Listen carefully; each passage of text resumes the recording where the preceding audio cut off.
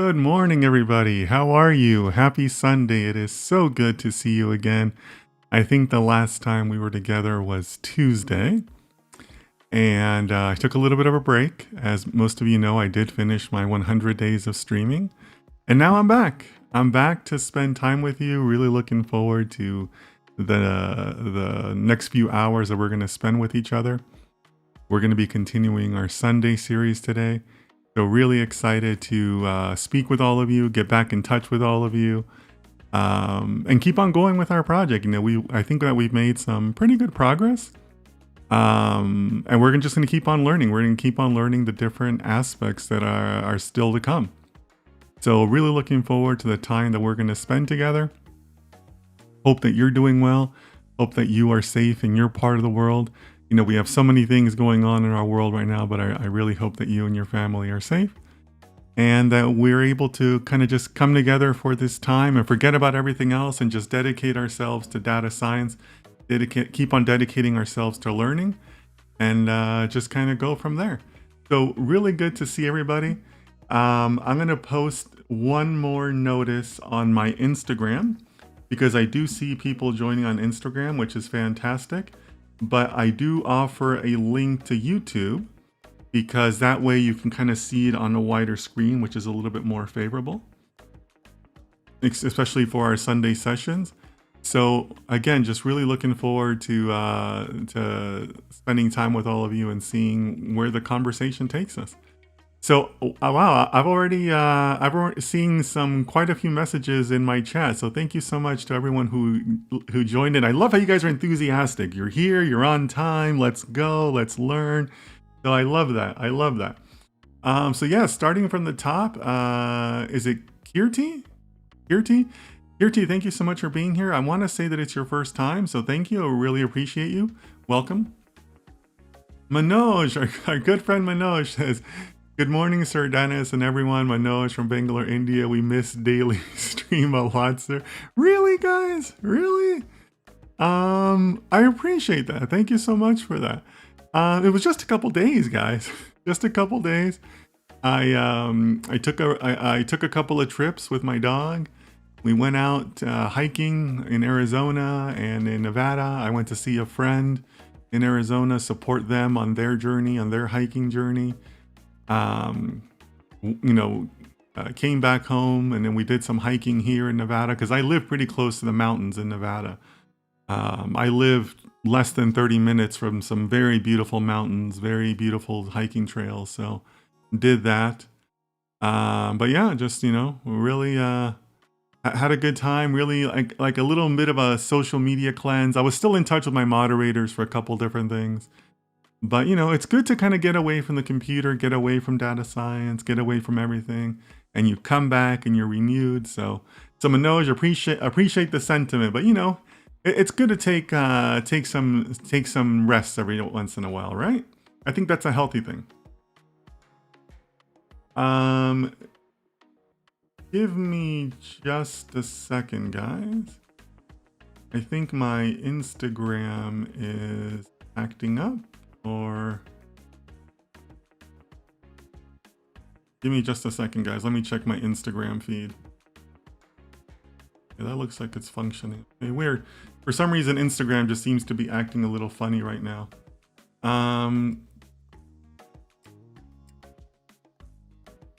So actually, let me do a couple things here, guys. Sorry, bear with me, guys. I have to kind of make some adjustments. Make sure that the feed is going out well. So, this is the downside of taking a break, that you kind of lose like the rhythm of everything that goes into a stream. Because it takes a lot for me to put this stream together, guys. Like I got a lot of software and stuff going. But yeah, so let me keep on going here, down the introductions. Okay, Kirti says, yes, there's some glitch there. I came here from Insta. Thank you, Kirti. Appreciate that. You know what? You're better off on YouTube anyways, because when I start bringing up the stuff on the screen, it's a little easier to see. But hopefully the Instagram side will clean up. Osama, our good friend Osama from Morocco says, hello, sir. Hope everything is going well. Everything is going real well. Thank you. Like I said, I had a nice little break. Took some trips with my dog, took my dog hiking. So we had a good time. We had a good time. Hope the same for you, Osama. Hope you're doing well. Antonios, welcome. I think it's your first time. Good morning, all. Good morning to you too, Antonios. Appreciate the enthusiasm in your greeting. So, welcome, and hope you'll stay and come back. Rex, my good friend Rex. Happy Sunday, everyone. Hey, Rex, how are you? Hope you're doing well, my friend. Trevon says, hi, Dennis. Good morning. Your latest hiking pictures look great. Yeah, thanks a lot. Yeah, I had a good time out there. The hiking that I did was at elevation. I think when I was in Arizona, that was like 7,000 feet above sea level. So that's like 2,500 meters, 2,200 meters. And then here in Nevada, I was hiking at like 9,000 feet, which would be like 3,000 meters. So it was pretty high up there. But it makes for good pictures when you're that high up. But I appreciate that, Sarvan. Glad to see you. Hope you're doing well. Fatima, our good friend Fatima says, hi, sir, we miss you. Really? I appreciate that sentiment, guys. I appreciate it a lot. Thank you so much. Missed you guys too, and sometimes that's good to take a break, right? You realize how much you miss streaming and how much you miss the content. I actually, part of my break was also doing work for clients. I've picked up a couple of new clients. So, that's always fun, but it's also fun to interact with you guys, right? So, I'm back, and we'll see where this discussion leads us. But Fatima, I'm glad you're here, because a lot of the project discussion has been around some of your project that you suggested. And I want to make sure we talk about all of the possibilities for both your project and the other ideas that we've had.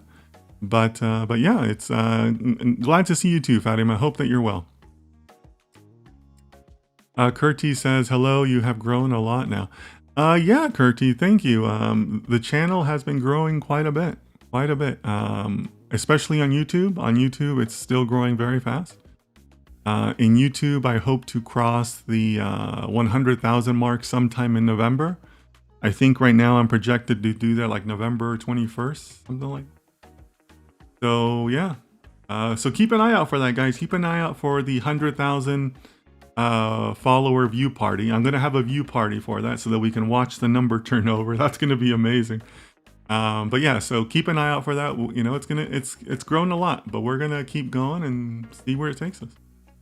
Lakshmi, our good friend Lakshmi. How are you, Lakshmi? Good morning, Dennis and all. Good morning to you too, Lakshmi. Always good to see you. I know you're such a regular on Sundays and on other days. So glad to see that you're here. Hamza, you know what, Hamza, I usually don't take questions on Sundays, but since I'm back and we're gonna make it, I'm here as long as you guys want me today. I'm gonna answer some questions. But Hamza says, how can I change careers from WordPress developer to data analyst? Ooh. So Hamza, I have to turn that question back on you. Why do you want to make that change? What are the motivations for you wanting to do that change? Let me know. I want to know your motivations. Help me understand the motivations. Why? Give me the why, okay? Michael says, Michael, welcome. Michael from, you're from Lagos. Lagos, right? Yeah. Sunday blessings, Sir Dennis and everyone. Well, thank you for that. I appreciate that too. Happy Sunday to you too, Michael. Yeah, I hope you're doing well out there in Nigeria. I hope everything is good. Manoj says, yes, sir, that's true. Taking a break is good. It is, guys. Sometimes you got to take a break. But look, I mean, it was healthy because I got outside. My dog got a lot of exercise. I got a lot of exercise. But I was also able to film some new content. I was able to do some work for my clients. As I've told you guys, in January, I'm going to be bringing you a whole different set of content. So it gave me time to do some planning for that. I got to go to Arizona and support my friend who's doing the Arizona Trail right now. So, lots of healthy stuff, for your soul, for your mind. So it was good. It was good. Thank you so much. I hope you're doing well too, Manoj, out there in Bangalore. Faisal says, hello, Dennis. Hey, Faisal, how are you? Good to see you. Thank you for being here. Faisal, I see you're on Instagram. I think I'm having some problems with Instagram. Like the feed is glitching or whatever. So feel free to switch over to YouTube. I have included a link in YouTube for you to use if you'd like. Abdelaziz, welcome. Happy Sunday, Dennis. Happy Sunday to you too. Abdelaziz, I think you've joined us before, right? Don't you usually join us on YouTube? Are you the same Abdelaziz? You know, if you are, great, welcome back. If you aren't, welcome. I think this might be your first time, so thank you so much for being here. Jasm EXE says, hello, sir. You're such an inspiration. I'm glad you're doing such cool stuff for free. Oh, thank you. I appreciate that. Yeah, I mean, you know, I'm just passionate about this stuff, guys. I'm just passionate about data science, right? So, obviously, you know, I do offer consulting for clients, and if you want career coaching or resume reviews, I do offer that as a service. But you know, I try to provide as much as I can. So thank you so much, Jasm. Thanks for being here. Kurti says you will do that. Kurti, I think you're referring to the 100K in November. Yeah, I think I will. You know, obviously I study my own analytics, right? I wouldn't be much of a data scientist if I didn't study my analytics. But my analytics say that sometime in November I should hit 100,000. As a matter of fact, I told my moderators yesterday that I promised myself I wouldn't get excited until I crossed the 75,000 mark. Because, you know, when you're past 75,000, it feels closer, right? Like, oh my gosh. Right? Because at 50,000, 60,000, you're still like, oh, you know, I got a lot of people, right? But at 75, 80, like it starts to feel closer, right? So I did that yesterday. I crossed that yesterday. So yeah, I'm starting to feel a little bit more excited about it. So yeah, we'll see. We'll see. But keep an eye out for that. I'll be announcing that on the Discord, on Instagram, you know. In fact, I think I already have the thumbnail up on the on my YouTube if you want to click the notify button. But I do have it projected for the 21st of November, but it might be before that, might be after that, I don't know. But clicking on the notification button is the best way to keep up with the actual dates, okay?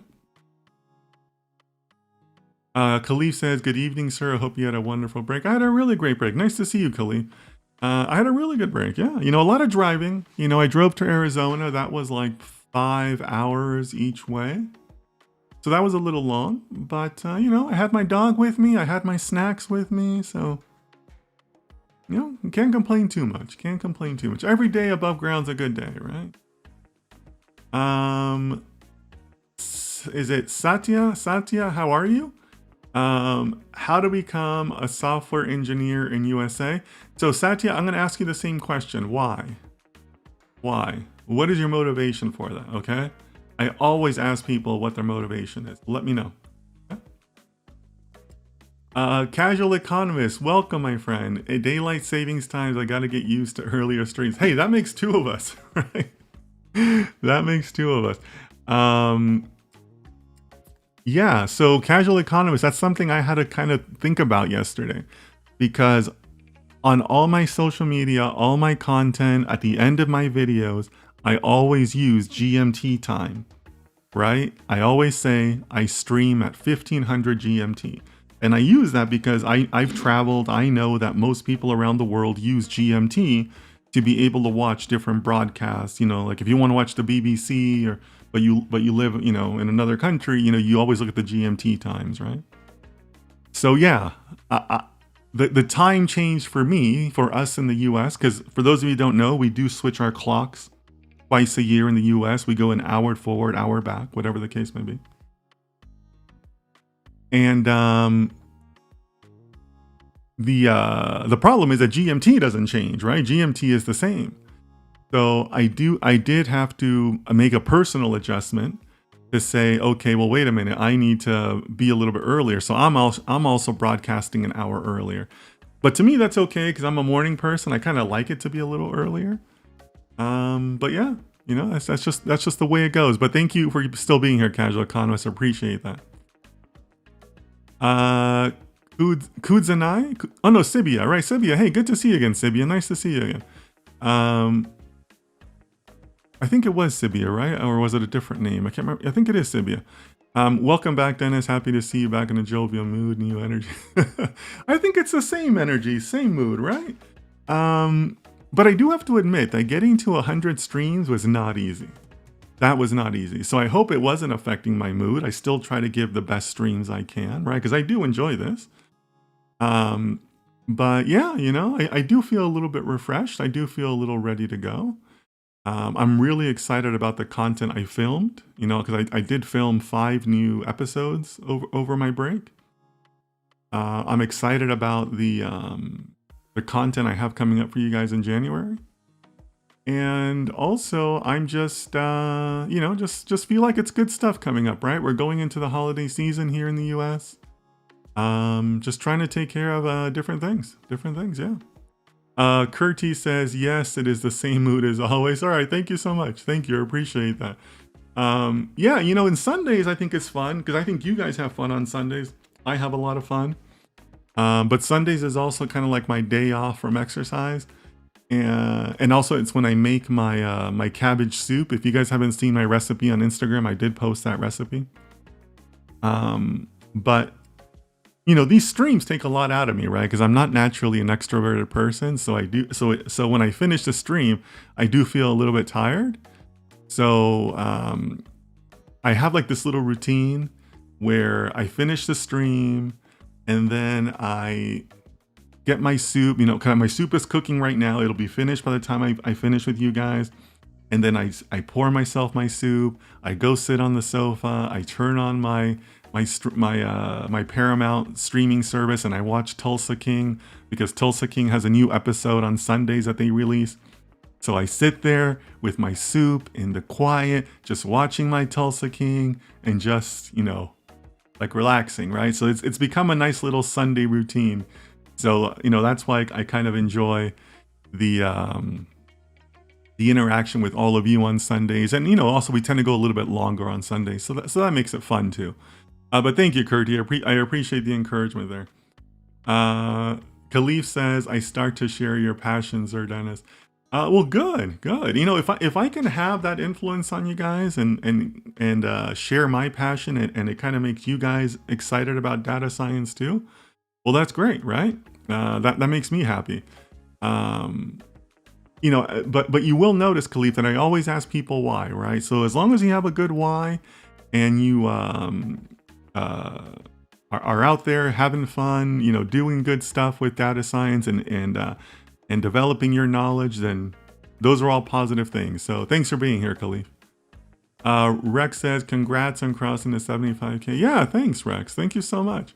It's going fast. It's going super fast. My metrics have been just incredible recently. For a while there, I was averaging 1,000 new users a day. And then for some reason, out of nowhere, 2 weeks ago, that number popped out to like 1,500 a day. I was getting 1,500 new followers a day. Crazy. It's come down a little bit, but I still think, it's pretty likely that in November sometime I will cross into 100,000. So, and then of course I'm going to have an unboxing of the silver play button, right? That'll be kind of cool. I'm going to find a place to put it up here in my office somewhere. But that'll be cool to have a silver play button. I never thought that would happen to me. Crazy, right? But yeah, thanks, Rex. Always appreciate having you here. Antonio says, Dennis, I've seen part 1. Will I be lost in this live? Good question, Antonios. Obviously, it does help to watch all the parts. That's the reason why I make them available, right? But I try to do my best to bring everybody up to speed as we go through the material. So I'm going to try to make sure and highlight and say, oh, we did this in the previous part or whatnot. But, we'll see. If anything, I recommend that you watch up until part 3, I believe, because in part 3 is where we introduce the actual project ideas. So today we're going to be talking a lot about the project ideas. So that might make it a little bit difficult for you to understand if you don't know what they are, right? But we'll do our best to kind of, highlight the different things that we've done. So, you're a smart guy, so I'm sure you'll keep up. But I do recommend watching up to at least part 3 so you at least know the ideas that we're talking about. Okay. So Abdelaziz says, yes, I joined before. Happy Sunday, sir. Is there any offer for Black Friday on the book? Ooh, that's a good question. I haven't thought about that. I haven't considered that. Maybe. Let me think about that. Maybe. It's a good suggestion. And if I do something, I'll announce it on Discord and Instagram and all that. Okay. Yeah, maybe. We'll see. Thank you for that suggestion. Denelson, our good friend Denelson from LA, and a Dodgers fan, right? The Dodgers won the World Series, so congratulations, Denelson. Good morning, Dennis. Great to have you back. Well, thank you. I appreciate that. It's great to be back. Great to be back. You know, it was a good little break, but glad to be back with you guys now on Sunday. The unboxing is going to be awesome. I think so too, Rex. I think so too. Yeah, I mean, if you had stopped me at the beginning of 2024, you know, at the very beginning of 2024, and said, hey, you're going to have a YouTube silver play button by the end of the year, I would have told you, are you insane? Like, what are you talking? That's not even on my radar. Like, I don't even have social media. I mean, guys, I started this all May 1st, right? Like, I would have been like, are you crazy? Like, I barely even know how to do a YouTube video. Like, how am I going to have a silver play button? Like, are you stupid? Like, I would have never agreed with you if you had told me that, right? So yeah, total craziness. But yeah, we'll do an unboxing, you know, and I'll find a way. I'll find some place to put it on my, I guess on my shelves back here. I'll put it or something. But yeah, if you had told me that I was gonna have a silver play button by the end of 2024, I would have told you you were insane. Khalif says, I was amazed by the growing. Also, your content are gold. Oh, thank you for that, Khalif. Thank you. I appreciate that. As I've always told you guys, right? I'm just trying to bring you genuine data science content from the real world, from a passionate person who's had real world experience, right? Because that's really the value that I want to bring to all of you. So much trash out there, and it, you know, really makes me mad when I see all those cheap influencers and the terrible content that they produce. So that's what I'm trying to do, guys. So thank you for the encouragement. I appreciate that feedback. But you know, all I can do is share my experience, right? That's what I talk to you guys about. I talk to you guys about my experience. So thank you all for being here. Abdelaziz, I think your message might have gotten cut off. If you want to maybe retype that. I have a problem. I drifted a bit from data and moved towards mathematics and statistics, and I feel. Yeah, Abdelaziz, let me know what you wanted to say there. I'm sorry, but because I'm looking over on Twitter too, and on Twitter the message is not complete either. So I don't know what happened there, so feel free to fill that out. Okay, so let me take a quick check here, because I know that some of the project ideas that we've been talking about for this series have come from you.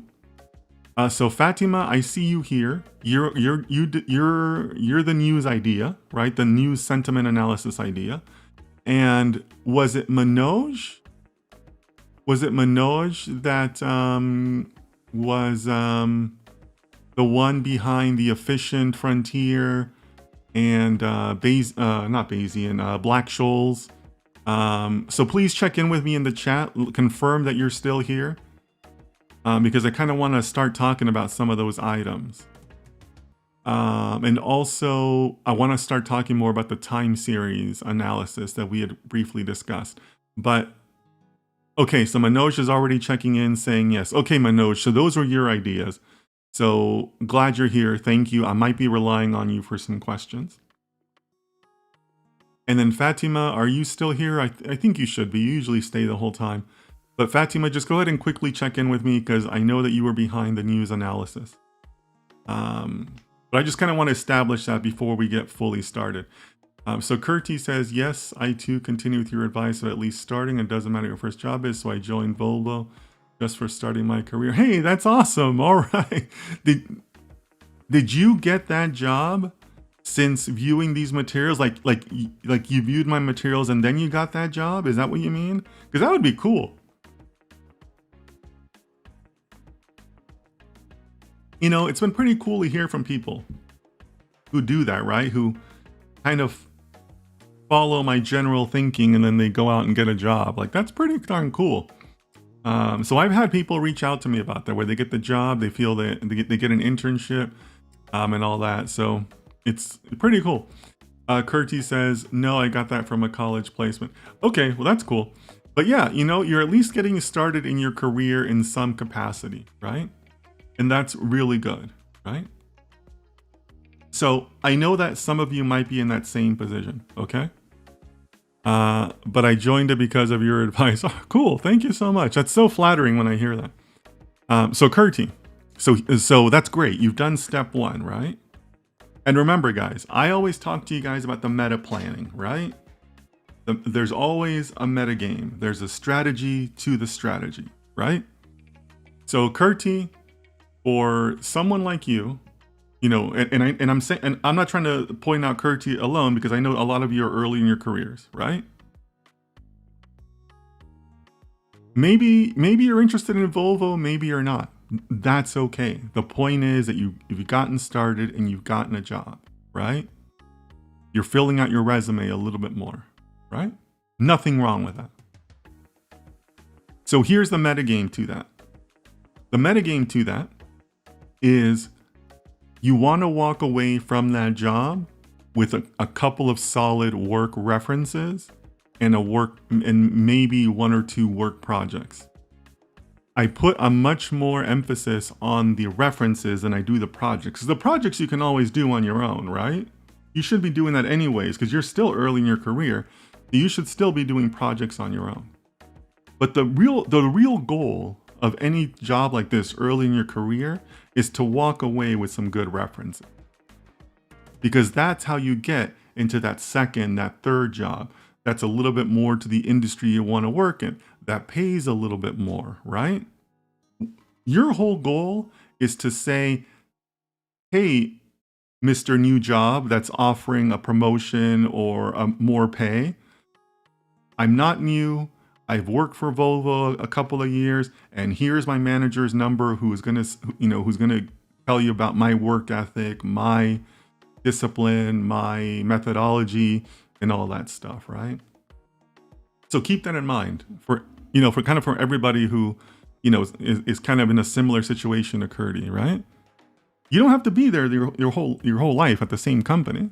You just have to get some good references, good people that will speak well about you, that know your work, that know you, and then that way you move on to that second, that third job, a little closer to what you want to do. Maybe it's a promotion, maybe it's a little bit more into the leadership side, or whatever the case may be, right? I mean, but then again, you may end up loving Volvo and you'll just stay there, right? Nothing wrong with that either, right? But just think about that, okay? Because that is kind of like the metagame for those of you that are early in your career, right? Just walk away with some good references, with good people that you can count on and say, hey, I'm gonna go look for another job, and these 1, 2, 3 people are solid references for me to have somebody else know that I'm not new, I'm not some fresh student that just graduated. I'm somebody who's ready to work, right?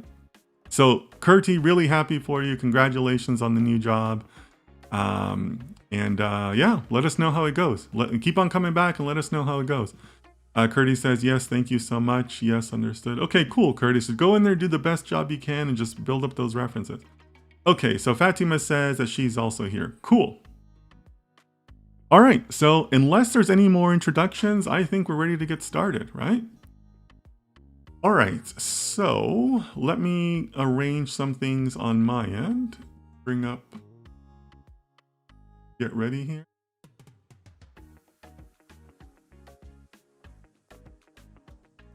Yeah, okay, no. Oh, okay, I'm sorry. Abdelaziz did finish out his thought. Abdelaziz says,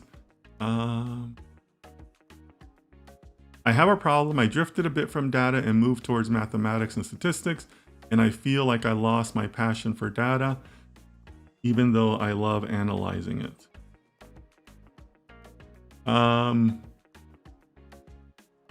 What caused you to move away more towards the mathematics side? I need to know that, Abdelaziz. I need to know that because was that drift for good reasons or maybe some not so good reasons? It depends, right? So let me know about that. All right, so let's go ahead and get started. Also, just a quick shout out here. Casual Economist, I think you're my only moderator on YouTube. So if you could please help me out on that, because I don't see Leo or Joseph yet. So just Casual Economist, if you could please be on the lookout for that. You're my only moderator on YouTube right now, okay? All right.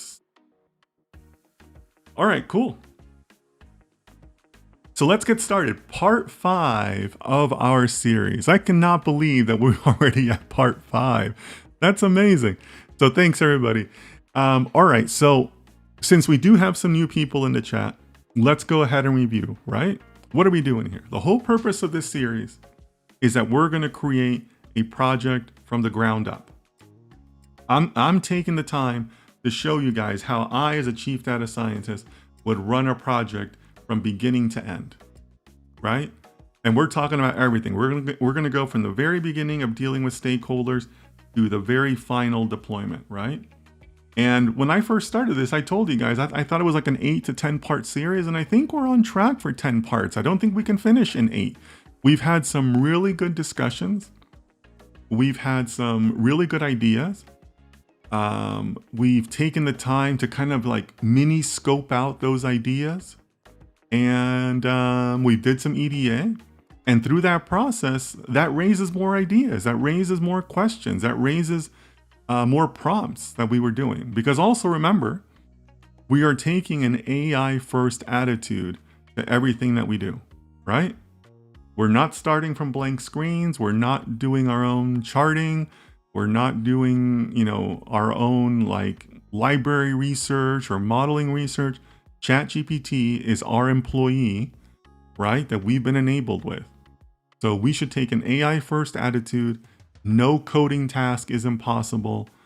And, we're basically kind of playing like architects or code editors, right? I think architects is a little bit more appropriate.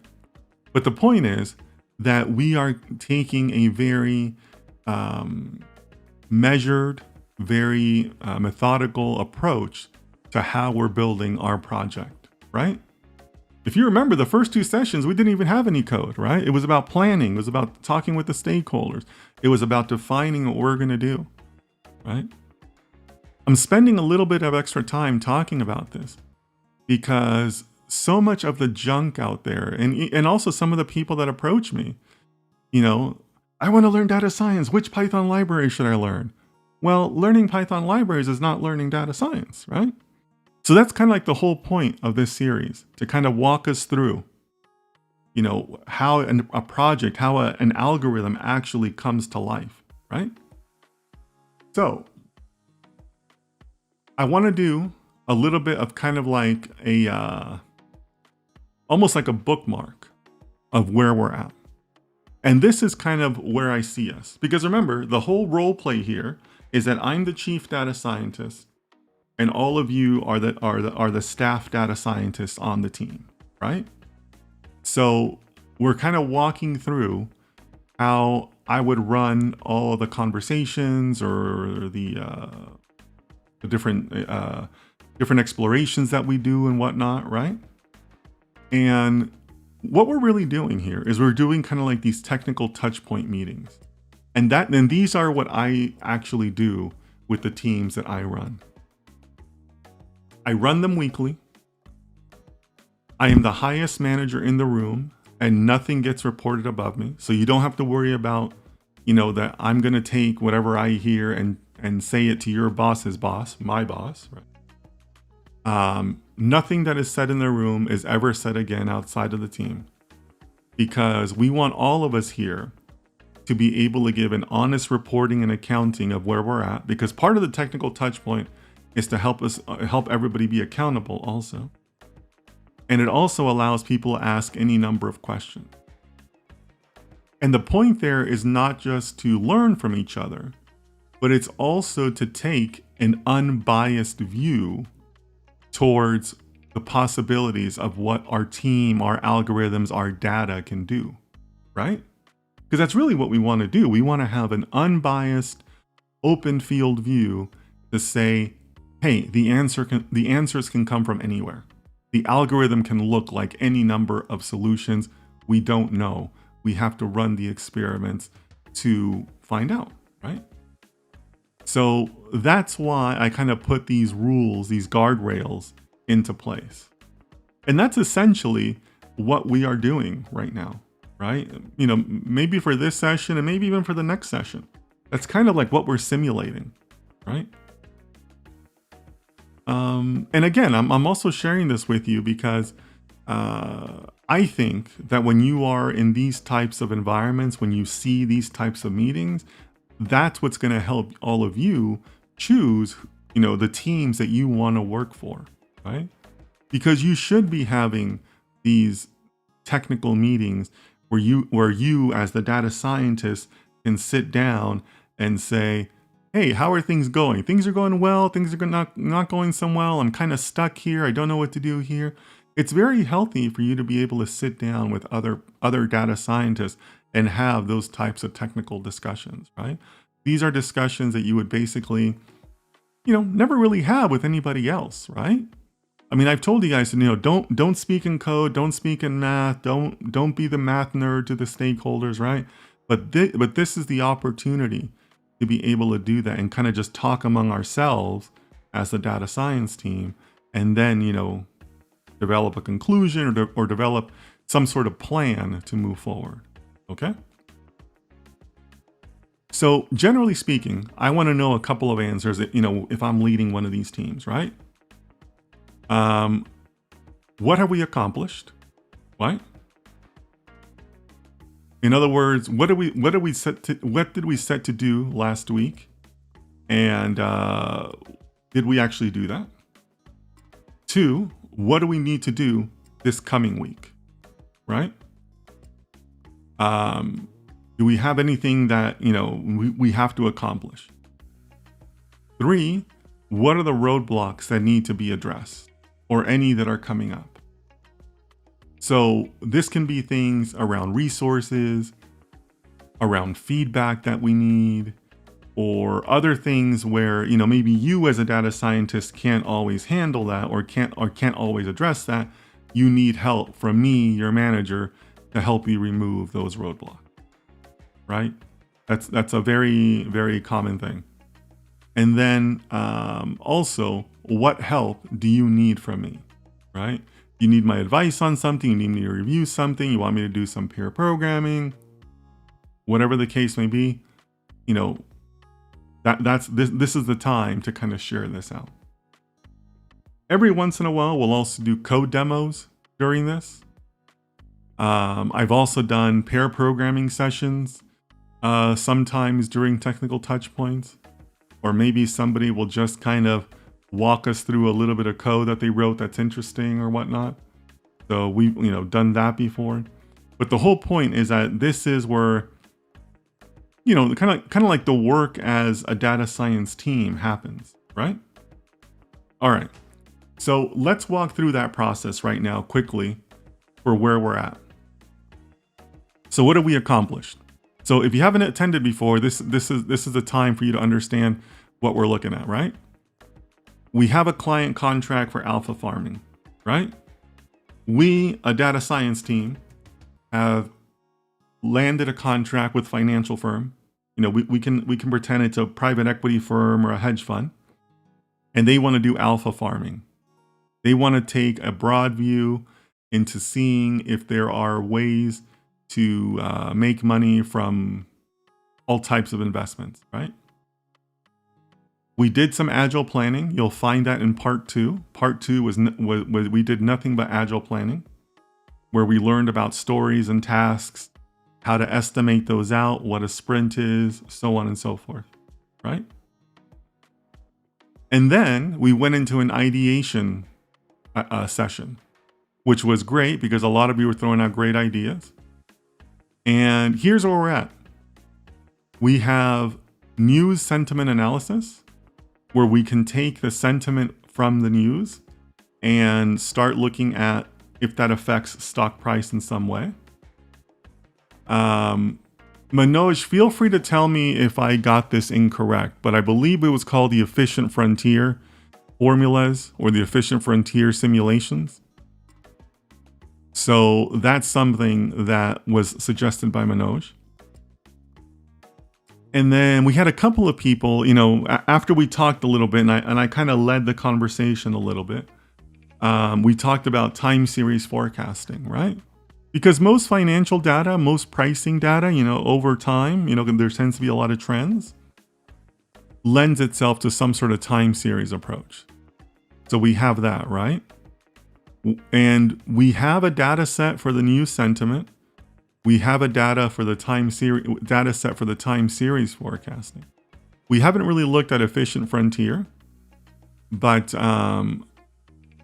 we had enough data on the other two that we even did some EDA last week. So if you're interested in seeing how we did EDA, that would be part 4, right? Part 4 was really good about EDA, and it led to a lot of discussion, and it led to maybe a couple of potential changes, right? And that's a good thing, right? EDA is supposed to bring out new directions, new ideas, new thoughts. Most people, and I'm going to, if you want to write something down, write this down. Most teams don't always do EDA in the most efficient way. They'll tell you they did EDA, but they treat it as just something to check off the list, right? Like just to get the sign off to say we did EDA. They might look at some descriptive statistics and things like that. But EDA is not for you. EDA is for, or it's not for you, or it's not just for descriptive statistics. EDA is for one, to kind of help guide your assumptions and help guide your ideas. But more importantly, it's also to help guide the stakeholder. You're supposed to share EDA with the stakeholder so that they may find things that you don't know about, right? Because you're not a business team. You're a data science team, right? So in our scenario, we don't have a stakeholder team, a proper stakeholder team. So we're kind of simulating that part. But that's really what we should be doing. We should be trying to enable our stakeholder to say, hey, here's a look at your data. Why don't you guys spend a week with it and let us know if you find anything interesting, right? That's when you're really doing EDA at a high level, right? And then with the time series forecasting, we did look at that a little bit last week, and we talked about the volatility, the standard deviations, potential ranges, and things like that. So that one might be a little bit more ready for us to start talking about what the model can do, right? So each one of these is at a different stage, but we're going to keep going. We're going to keep going and see what we find, right? Yeah, I'm going to stop there. I was going to share another thought, but I'm going to share it a little bit later. All right. So that's really, did I go the wrong way? Okay, no. All right. Yeah. So give me,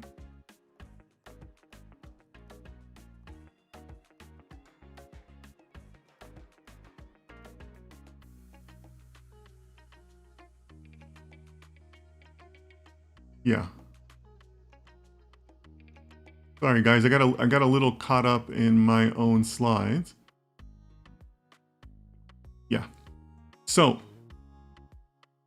this is our first opportunity for participation. So please fill in your answers below. What do you guys think we need to do this week, right? So this is all of us sitting in our technical touch point meeting, right? We just reviewed what we did, right? We just reviewed that we have these 3 ideas, one from Fatima, one from Manoj, and the time series forecasting was kind of like a group idea, because I threw out the thoughts of using Meta's profit for that. So what do you guys think? What do we need to do this week? I want you to start thinking about that. And then, are there any roadblocks that need to be addressed? Or ones that are coming up? Now think about that. I want you to think about that. Because that could be a lot of things. Do you guys think we're ready to start talking about like GPU usage in the final deployment environment? Do we need any feedback from the stakeholder right now? Do we need any documentation? Do we need to write any documentation? And then what help do you need from me? I'm the chief data scientist, right? I'm responsible for you guys. I'm responsible for this project. What do you need from me? So I want you to think about these. Let me start putting them in the chat. But I want you guys to think about this because it's not always easy to come up with that. But I want you to think about in terms of what is it that I want to commit to this week? What is it that we're actually doing? What is it that helps us move the path along?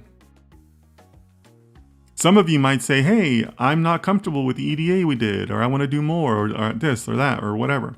Or some of you might be ready to go into modeling. You know, I wouldn't disagree with that if somebody said that, right? So what do you guys think? Start telling me in the chat. So I do want to offer up one disclaimer, right? And this is important. So I want you guys to realize that some of these items you would be doing to a much greater depth in real life. But, you know, this is a series, right? We are simulating things. So at some point I do have to say, okay, team, let's move on.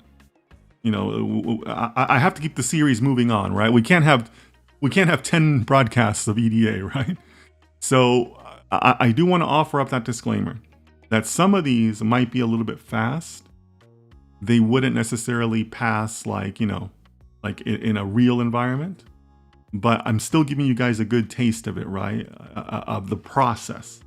So maybe I'm not giving you the depth of each step, but the process still holds. But we're going to move along in that process just for the sake of the series, right? Because that way, you know, the series can, you know, kind of just have a pace to it, right? Okay? So just keep that in mind because I want to make sure all of you know that. All right. So what do we need to do this week? I'm really big on to-do lists, right? So that's kind of what I'm asking. Right. And I asked that of my data scientists, excuse me, the employees that work for me. What's the to-do list? What are we looking to tackle? Okay. And as I've always mentioned to you guys, when in doubt, what's the methodology? What methodology are you following? Generally speaking, we've been following this methodology, right? We've been following, you know, a good portion of this. And by the way, you know, if you guys are wondering, this is my own methodology. You can find it in my book, Your First Year in Data Science. It's available on Amazon. You know, I don't have a Patreon. I don't sell cheap courses, you know, but if you want to support me, you know, please buy my book. But this methodology has served us pretty good so far, right? We've spent a lot of time in the top 4, right? We've done just about all of these items. Some of you might argue that we're ready to go to model design. Maybe. Some of the time series maybe, right? We already know that Meta's profit only requires 2 columns. So if somebody wants to argue that, that's not incorrect. Maybe somebody has a new idea. Maybe somebody says, hey, 3 ideas is not enough. Or, hey, you know, we talked about this last week and that sparked my new thought, and so here's my idea. That's possible too, right? Or some of you, you know, I'm kind of already briefly reading the comments, but some of you might be saying, hey, you know, we still left some items a little bit, you know, to be determined last week. Maybe, yeah.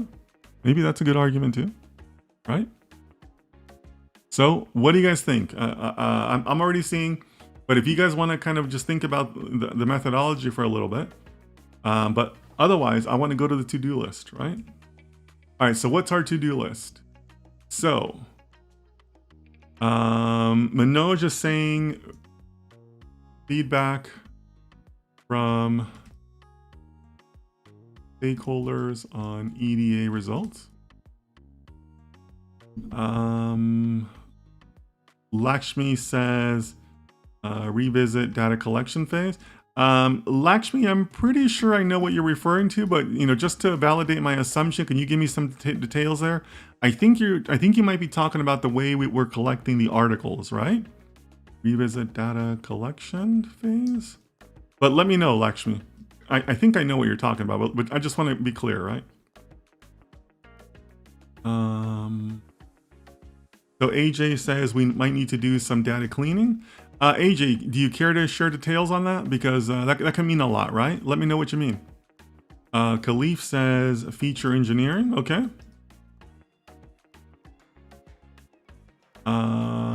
Stibia says review the data again and see how the data set we have is relevant in answering the business problems.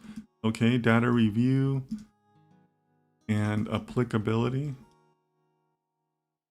Applicability to goals, right?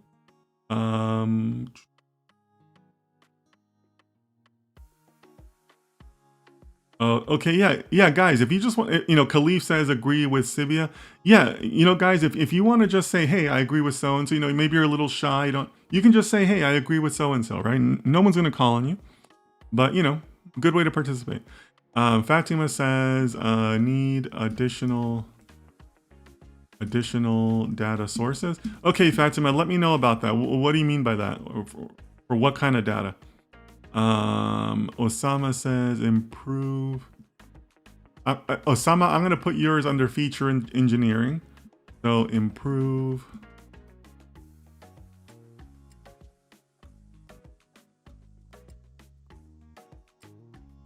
Improve feature accuracy. Accuracy. Okay.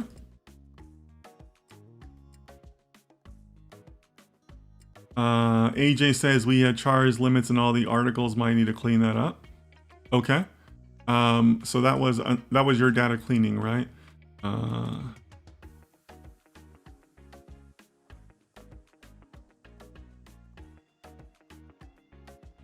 And then Denelson says creating a pipeline be added at this step. Excuse me. Ooh, that's a good question, Denelson. You know what? Let's go ahead and add it to our to-do list. But I have the answer for you already, but I want to add it to the to-do list so we can tackle it as we go down, okay?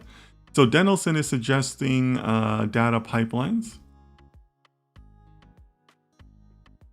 Okay, so anybody else for a to-do list? I love the lists, right? Great list, guys. If you have other suggestions, let me know. Or if you want to expand, give details on your suggestion, that would be great also. And there's really no wrong answers here, guys, right? It's just how do you view the project? How do you view our progress, vis-a-vis the methodology, right?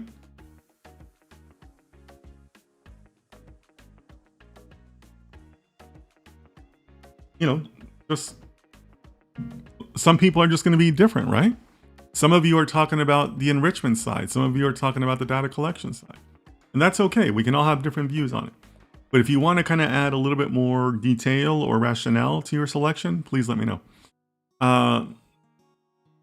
So Lakshmi says, yes, we need to limit how many articles we use. Also, we can check with the forecasting as well. I guess we didn't do it yet. Yes, Lakshmi, I 100% agree.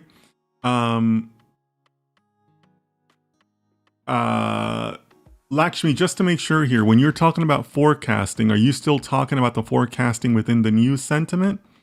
Or are you talking about forecasting with the time series model? because the time series model is also forecasting, right? So Lakshmi, let me know exactly which one you meant, please. Rex says, good time for brainstorming models, model proposal list. Okay, let's add that to the list. I think Rex is making a great suggestion there. So Rex is ready to start talking models proposals.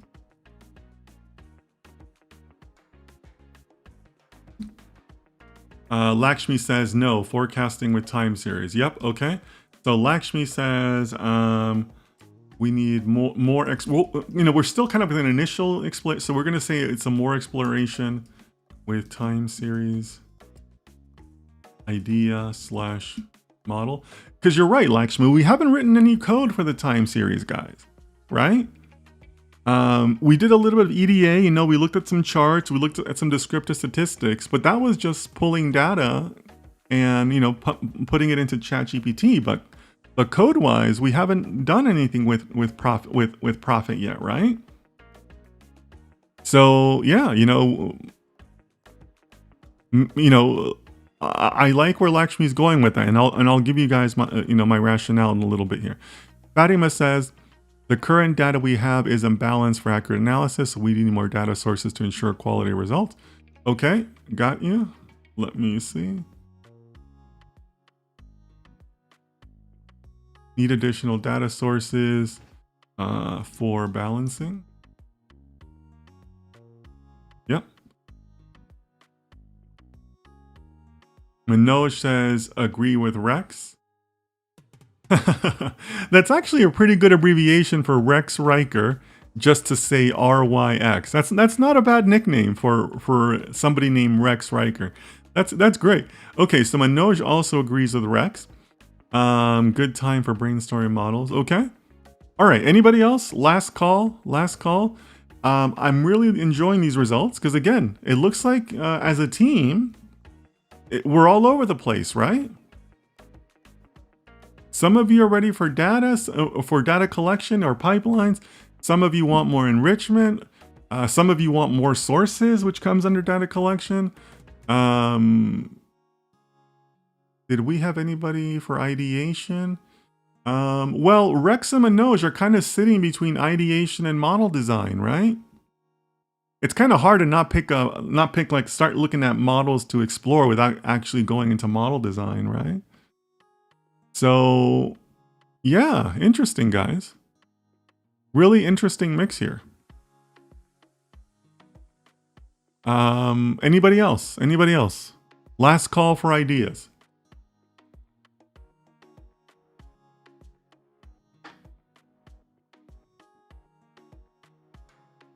So while you guys are thinking about the last call for ideas, let's start going down this list.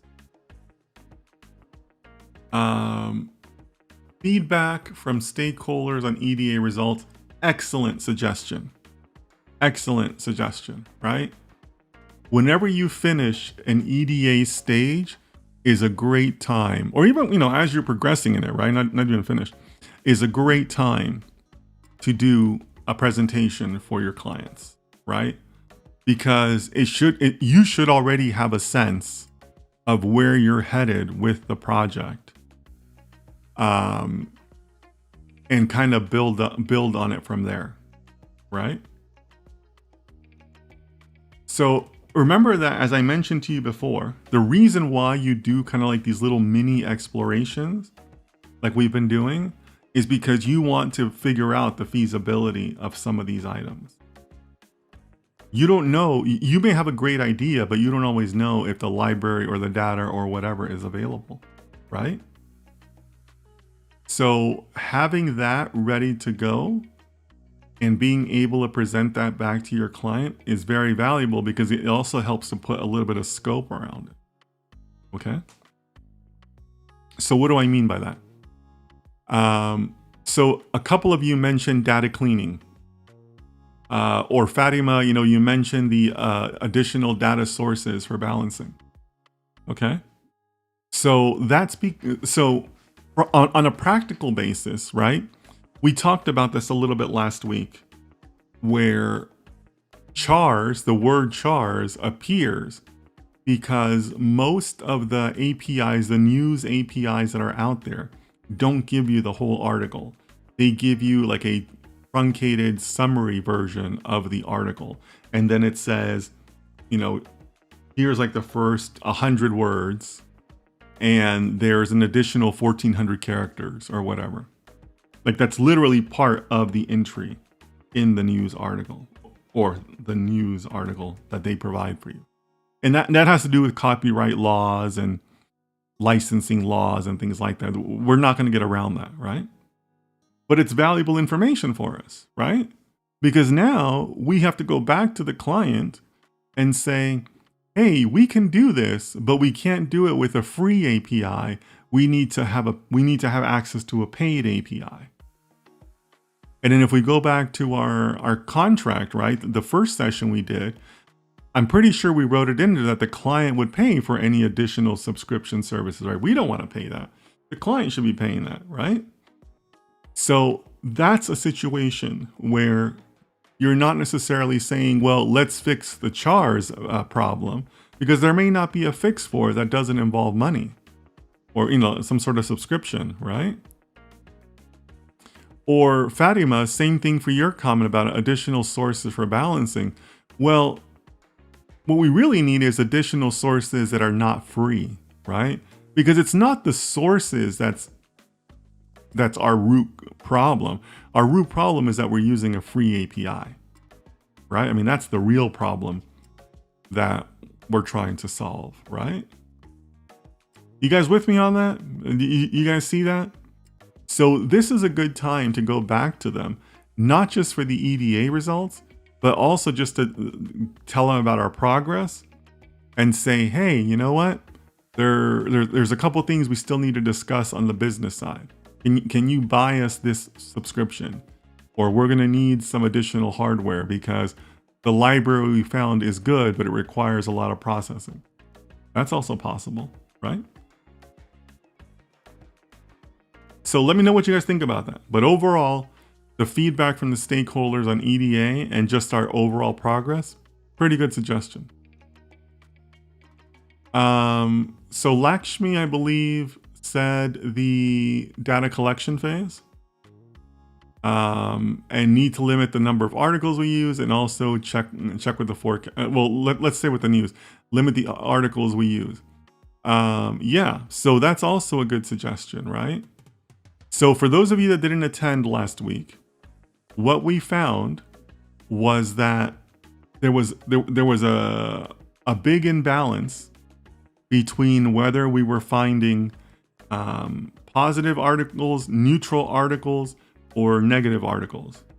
The overwhelming number were positive, a good number of neutral articles, and very few negative articles, right? And we trace that back via some really great suggestions from all of you in the chat to looking at the actual sources. And it turns out that we were imbalanced on sources, right? We were heavily weighted towards financial news data or financial sources, which tend to put more of a positive spin or positive sentiment on these articles, right? So that's what Lakshmi is referring to. And I think that is a very good suggestion. But again, Lakshmi, the challenge there is that it's the limitation of the API, not a limitation of us per se, right? So I hear you. You're on the right track with that thinking. I'm just not sure how we can effectively solve it among ourselves. And also another thing is that we were limited to collecting only 100 articles at a time, if you guys remember that also. So that means that we would have to set up some sort of system to go out on a regular basis and pick up the latest 100 articles, you know, to meet that limit, right? Because obviously we need thousands, if not tens of thousands of articles for something like this. So that kind of comes back to Denelson's suggestion. Is that a form of a pipeline? Yeah, kind of is, right? So if we wanted to, we could explore that. That could be our first pipeline. And if we wanted to, we could actually put that towards like our first deployment, right? It's a little bit of a unique situation, but this does happen, by the way, where you might want to deploy a pipeline, a data pipeline, all the way through to production, and just have that piece of code sitting there collecting data for you. You might not be ready for it, but data is happening whether you're ready for it or not, right? So that kind of speaks back to Denelson's suggestion. Like, is that a pipeline? Sure. Do we need that? Maybe, most likely. Can we work on it now? Sure. Right? So that's another thing to think about there, right? I have further thoughts on that as we go down the list. You know, we'll get to it. But I hope that you guys are walking away with the sense that all of these ideas are kind of like intertwined with each other, right? There is no single answer. So keep that in mind. Yeah. So feature engineering, improving the feature accuracy. Yep. Okay. I'm going to come back to them. Data review and applicability to goals. Need additional data sources for balancing. So Fatima, I know that was your suggestion, and I'm kind of grouping it under the revisit data collection phase, right? Because those thoughts are all kind of similar, right? Data pipelines, like I said, a little program that sits there and just collects data from that news could be useful. Model proposals. And then more exploration with the time series idea model. Yeah. All right. So let's talk about this model proposals, because that's the one that really kind of catches my eye. So here's more chance for participation, guys. Okay. So again, for those of you that didn't attend last week, I'm going to kind of give you the rundown. So the general idea is that the sentiment in recent news articles can predict the future stock price over the next X number of days, let's say, right? And we found an API, and ChatGPT helped us find an API. It was a news API, gets free news articles, a maximum of 100 at a time. And through that process, we figured out that there was kind of like this. We were trying to figure out whether an article was positive, neutral, or negative. We found this imbalance and all that, right? Because we were looking at the counts, right? We would give ChatGPT 100 news articles, tell us how many were positive, how many were neutral, how many were negative, right? But here's the thing, guys. And this is the new information, and this is where I kind of want your feedback, please. We never really talked about what we're going to do with that. Where are we going with that? Like seriously, like what are we doing with that?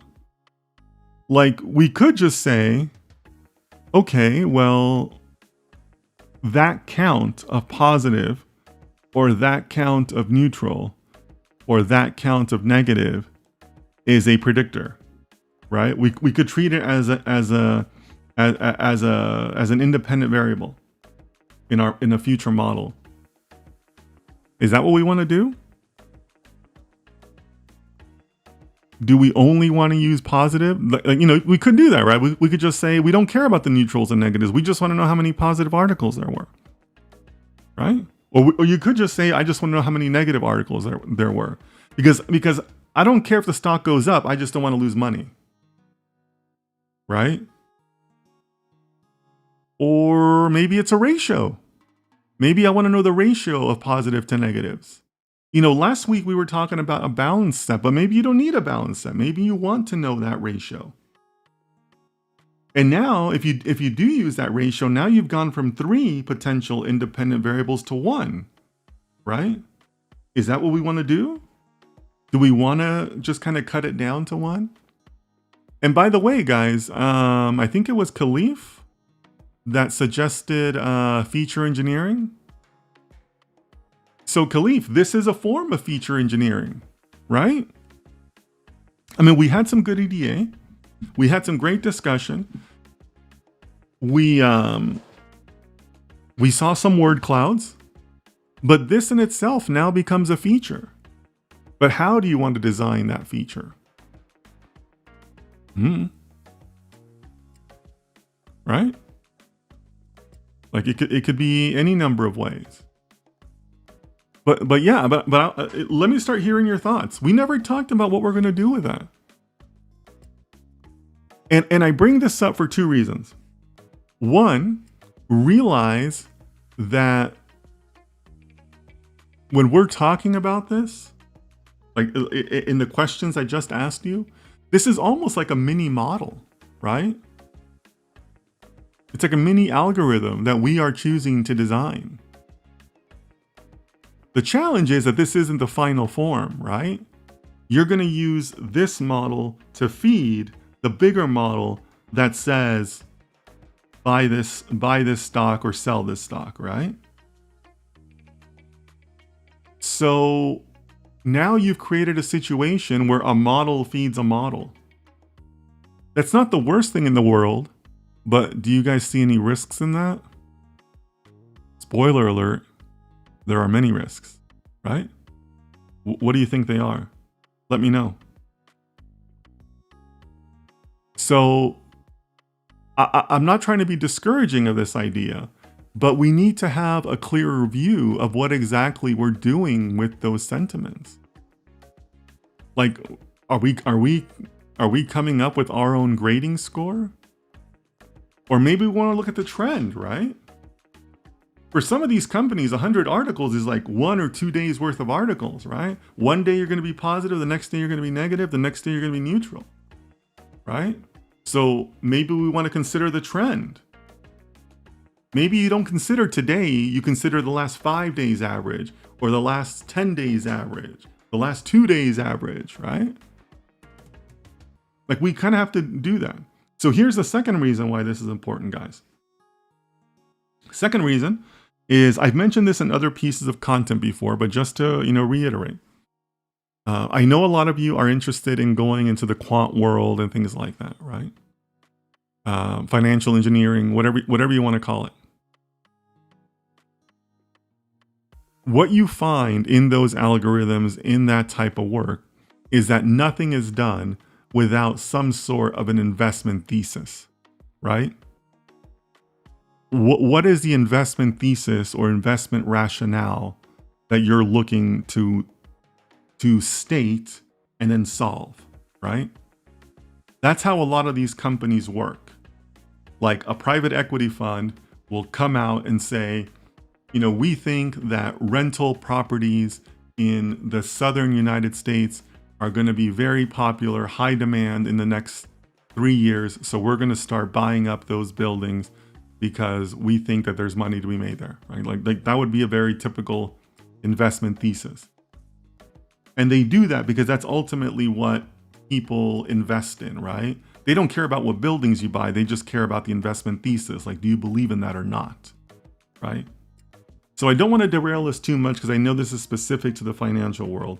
But, I've worked in wealth management, so I've seen this in action. But,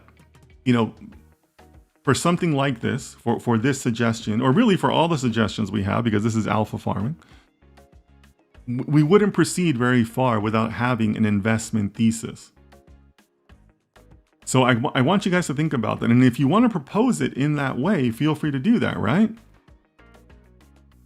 I think that by looking at the last 3 days mean of positive articles, that can lead to predicting whether the stock is going to go up or not. Right? So now you've said that you want to look at the last 3 days and you only want to look at the positive articles.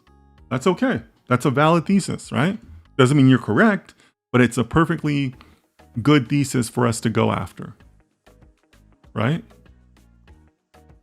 Or you could say, nope, I think it's a ratio and I think we need to use the mean of the ratio over the last 10 days.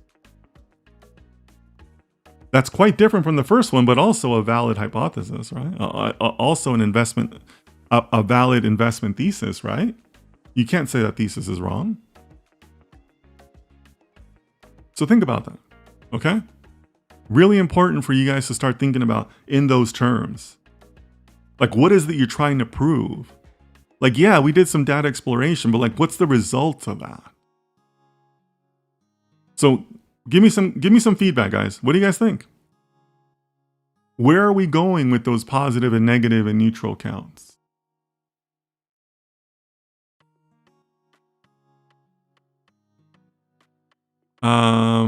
Fatima says, I think we can identify profitable trading opportunities, analyze market trends, and adapt strategies in real time. Yeah, Fatima, I'm on board with that, but we got to be a little more specific, right? Because yeah, so if you think about the examples I just gave you, the reason I formed them that way, because guess what? When you come up with the investment thesis, that also dictates the experiments you're going to run. Because if you tell me, I think it's a ratio and it's the mean of that ratio over the last 10 days, well, you can design experiments around that, right? Like you can imagine what the code for that looks like. And it also sets up that guidance so that I can come back to you and say, well, did you try 5 days? Did you try the ratio of positive to negative or negative to neutral? You know, it kind of lets you start looking at those different types of experiment design, right? Almost like a hyperparameter type of approach, right? So Fatima, you're on the right track on a high level, but I can't design experiments based on your feedback. Excuse me. So if you want to take the time to do a little bit more definition, that would be helpful. Or anybody else, you know, who wants to contribute, right? But, you know, this is kind of the stage we're at, right? And Rex and Manoj, right, who were they were ready for model exploration, right? Well, Manoj and Rex, this is kind of exploration too, right? Because what are we doing with those positive and negative neutral numbers? You know, one of you could say, well, I think my inclination is to say that it's a neural network that we're going to be using. And for the neural network, I want to use all three positive, negative, neutral counts as inputs. I see those as three independent variables. We're going to put them into a neural network, and the neural network will, you know, decide in its training, you know, what's important and all that. You could decide that. Or you could say, hey, this is also a time series problem. I want it to be 3 different time series. I'm going to track 3 different time series, positive, neutral, negative. And then I'm going to take the mean of the differences of each day, right? Or maybe you want to, or maybe, who knows? Maybe some of you want to take in like the total number of articles from Forbes magazine, right? Who's to say that's not an indicator, right? The more Forbes magazine talks about Google, the more the Google stock goes up. I can't say that's not true, right? Nobody can. We haven't tried it yet. So I want you guys to think about this, because this is the next step, right? This is part of that ideation. This is part of us saying, okay, well, yeah, the data looks good, but what are we actually doing with the data? Like, what are the actionable steps that we are defining for ourselves to move forward? Does that make sense? Let me know. Give me some feedback. Are you guys lost? Are you with me? Let me know. Let me know.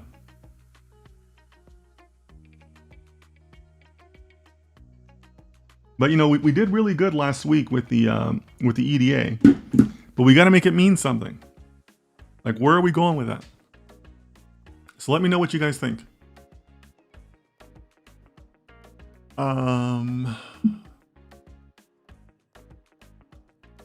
So here's another thought to share with you. I think it was Lakshmi that said that we probably haven't done well, actually, let me get this. So AJ says we need to ask the stakeholders for their investment strategy, whether they want to invest short-term or long-term. We need to fix a prediction window based. Okay, that's a pretty good suggestion. So AJ is talking about having the stakeholder define a little bit more about the prediction side. And AJ, I'm on board with that, right? But that still leaves a lot for us to work on as a team. Because they might tell you, hey, we want the model to predict over the next 1 day or 2 days. But that still doesn't solve the question of, well, what does that mean for the sentiment counts, the positive, the negatives, and neutrals? That's still up to us, right? They're going to give you the end results, but not the variables, not the features, right? So I'm with you, AJ, but a lot of the work is still on us. Because also remember, guys, I want to encourage that conversation with the stakeholders, the EDA, the discussions, right? I tell you guys, we're not a business team. We're still a data science team, a technical team. But at the same time, we shouldn't be reaching out to them every day. Right now, like the phase that we're in right now is like the work of doing data science, right? Like this is the work of data science. Like this is where you close the door to the team room and you guys work and you hack things out, you throw out ideas, and you're talking to each other in code and stuff like that, right? Like this is the stuff you don't share with the stakeholders, right? So keep that in mind also, that there's a balance there. You certainly want their feedback, and if you have something cool to share with them, share it. But this is the work of doing data science. Like this, like you have to have answers to this, right? Like you learn something in EDA, but what are you going to do with it? I mean, just think about that basic question, right? Like, are we going to use the counts of positive, negative, neutral as they are, or are we going to turn them into a ratio? Both of those ideas have merit, right? And if you are going to choose a ratio, which ratio are you going to choose? Or maybe you just want one of them. Maybe you just want the positive ones. I mean, who's to say that's not a valid approach? Could be. So keep that in mind, right? Like, yeah, you want to talk to a stakeholder, but at the same time, we have to make some decisions too. It's on us too, right?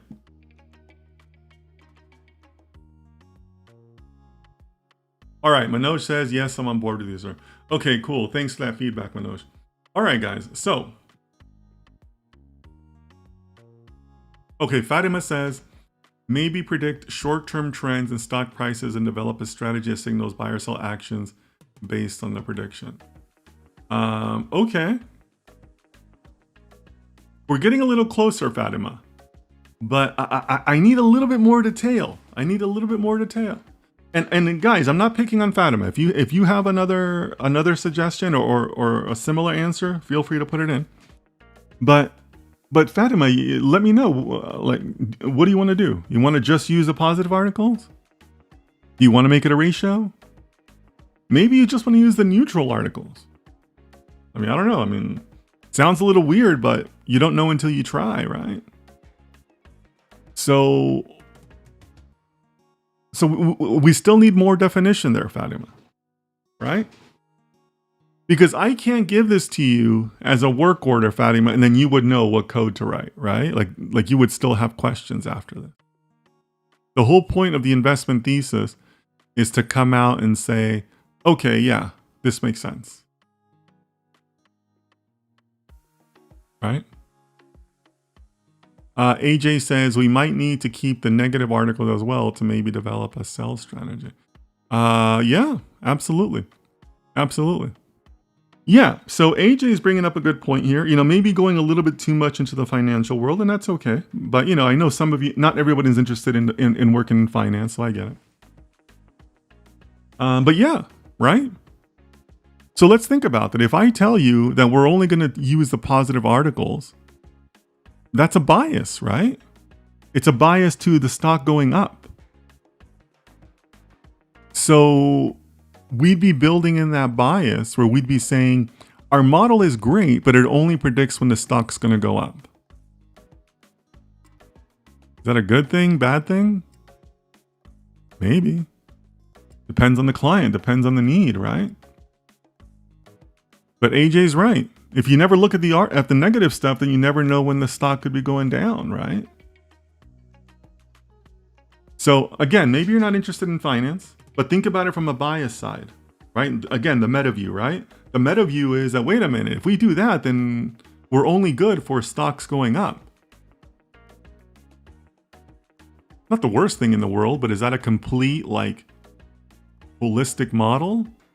No, you couldn't say that, right? So, yeah, we got to think about that, right? What bias are we building in? And think about it. AJ's the first person to bring that up, right? If he hadn't have brought that up, that's one of those biases that ends up being built into the models without you really intending it to, right? Like nobody set out to put in that bias, but we also never discussed it before. So keep that in mind. Super important. Manoj says, agree with AJ. Yeah, AJ's bringing up a good point there. Yeah, if you guys don't understand that, let me know. I'm happy to explain more because it does take a little bit more financial understanding. But yeah. Denelson says, what if we use the articles to help maybe predict what other companies will be affected by the articles sent out by a company? Maybe that we predict stock fluctuations not only for the company that published the article, but other companies as well. Ooh, that's a good one. That's a good one.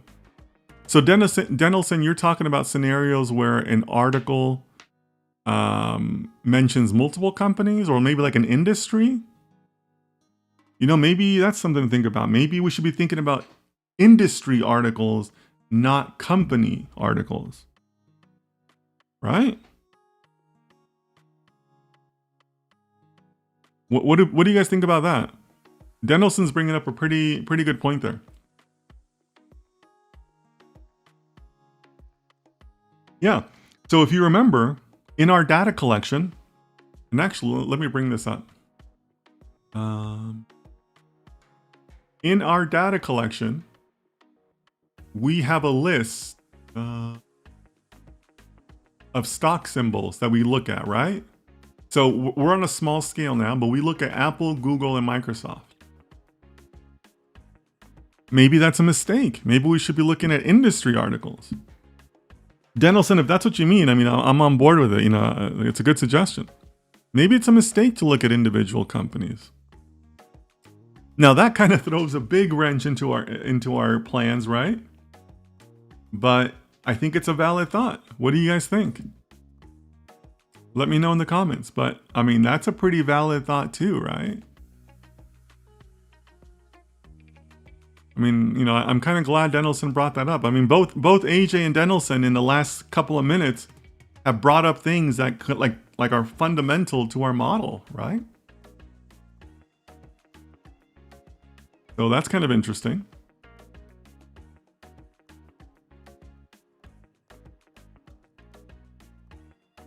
So here's what I want to do, guys. What I want to do is, I think we've done a lot of discussion on the news model. And I want us to maybe kind of sometimes you have to put a model to the side and kind of let it sit in the back of your head and come back to it a little bit later, right? So what I want to do is I also want to address Lakshmi's comment about, hey, what about the time series idea? We haven't done anything on the time series idea. And they're right, we haven't. So let's explore the time series idea a little bit more. Let's put some code behind that, right? Because we really don't have a lot of code. We've collected the price information, but that's not very complex. It's just two columns, right? No big deal. But let's start putting some code behind this. Okay? So Fatima says agree with Denelson. Manoj says agree with Denelson. Yeah, Fatima. So Fatima, you don't have to answer right away, and I don't intend to pick on you, but I want you to think about that because Denelson has kind of maybe turned the project upside down a little bit, right? So Rex says, wouldn't the employer restrict publishing for other companies as part of their contract? Well, see, Rex, that's the thing, right? Now we're not talking about stock symbols. We're talking about like industry news. Like maybe we shouldn't be looking up for Apple articles. We should be looking up for computer hardware articles, right? And in that one, Apple would be mentioned along with like 4 other competitors or whatever, right? I mean, that's kind of like what Denelson is saying, right? What if there's multiple companies mentioned? So yeah, I mean, that's kind of interesting, right? Like it's kind of like a different view. But I do agree with taking a better look in Israel. Yeah, I think so too, Rex.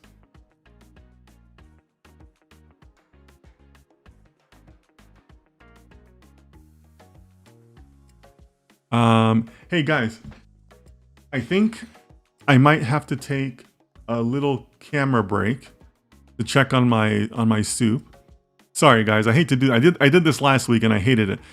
So give me 30 seconds. I'm gonna be back in 30 seconds. I'm gonna be off camera, but yeah, just need to check. Just need to make sure that my kitchen isn't burning. Give me a second, guys. I'll be back in 30 seconds.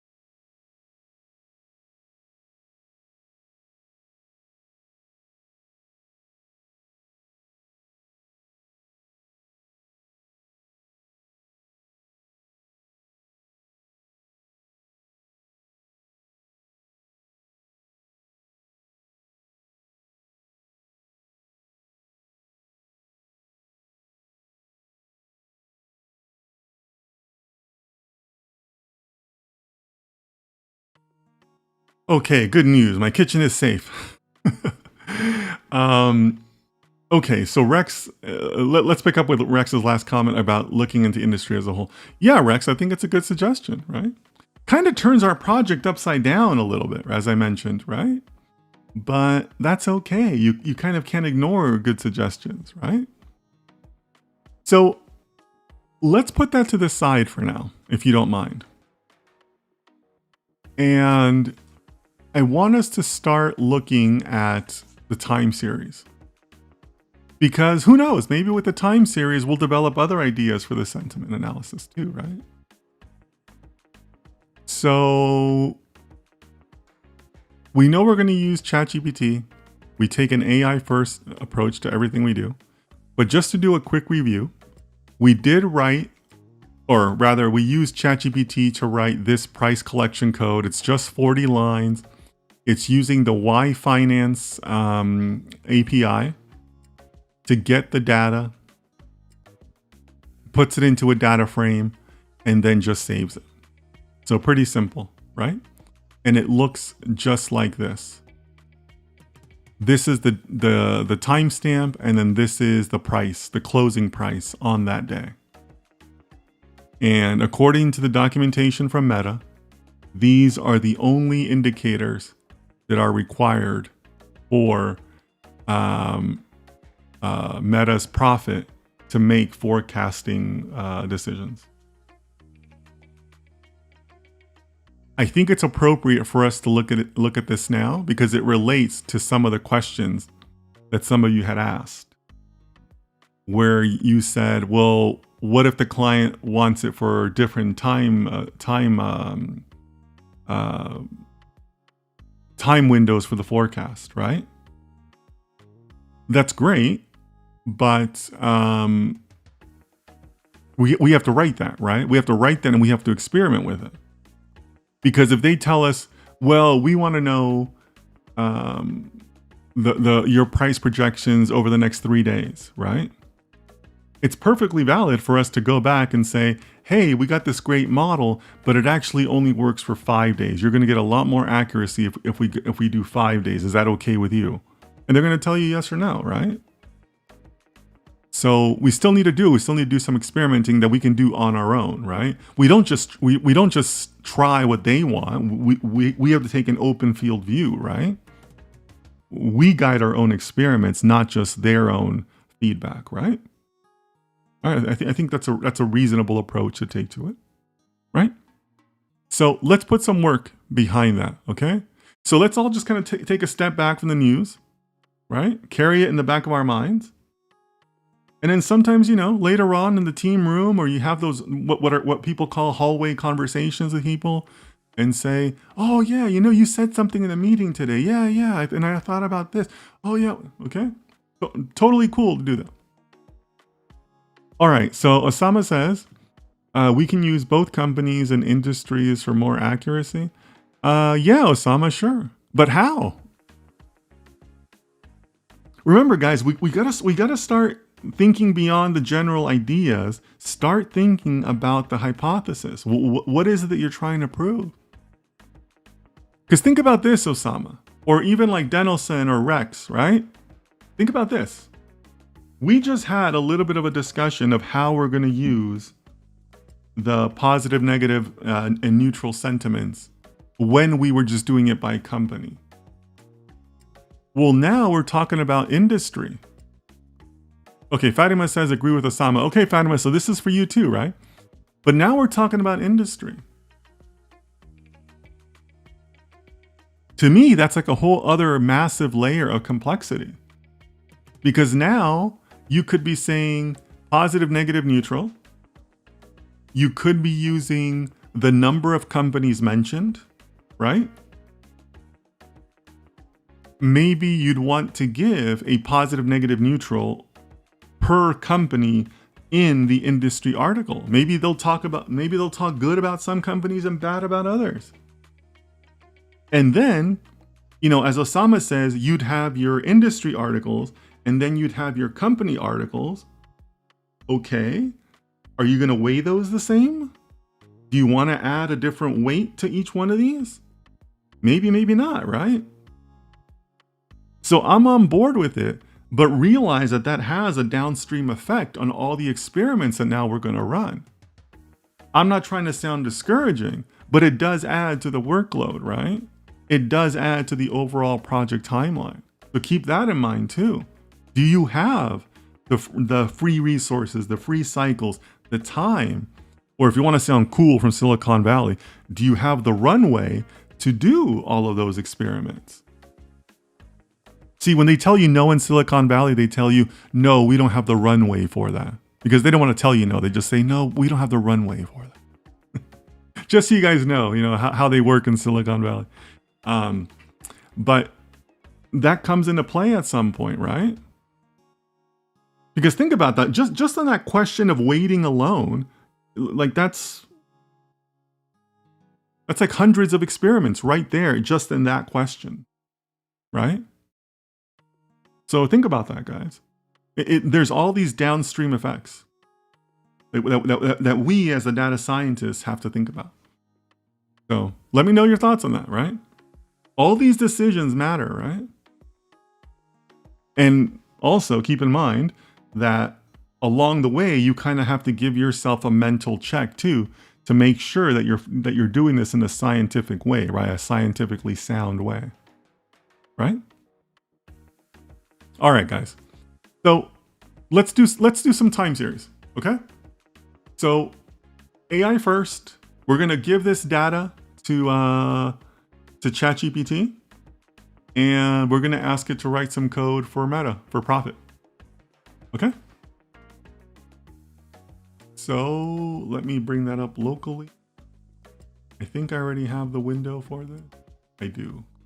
Let's work with the Microsoft data because we did a little bit with the Microsoft data last week. So here's our employee ChatGPT. And if you need me to zoom in on anything, please let me know, okay?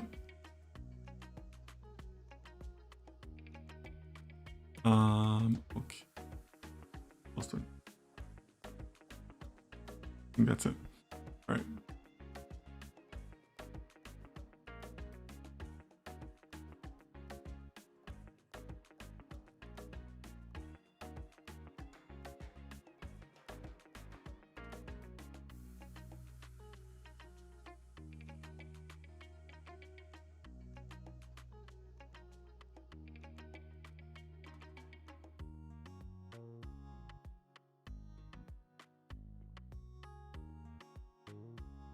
All right, so we're gonna add the Microsoft file to it. And we're just gonna ask for a simple line graph.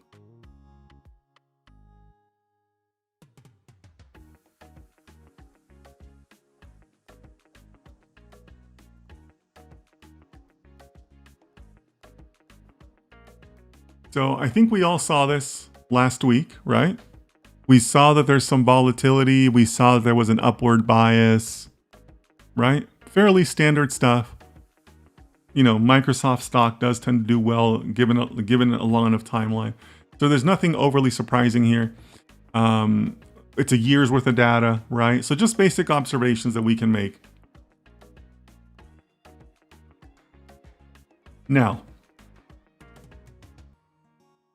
next thing we want to do is we want to look at how we can use this data in Meta's profit, right? So let's start prompting it.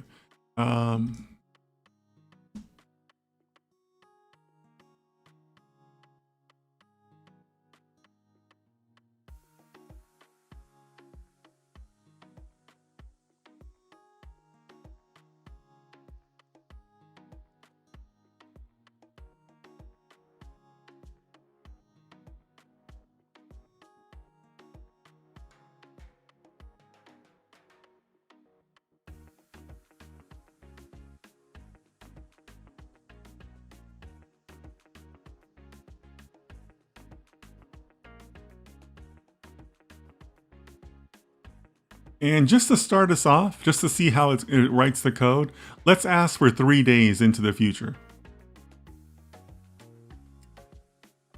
It's something we're going to play with, right? But we will see what this looks like. And we want to make sure that it gives us both the training code and the runtime prediction code.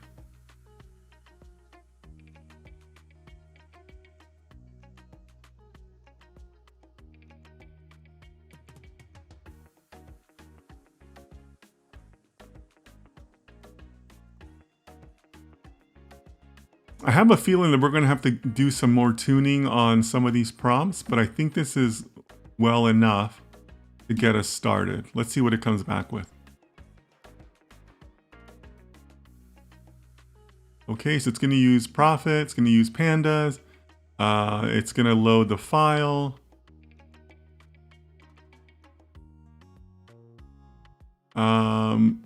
So as we know, profit only requires 2 columns. So that's all the stock data.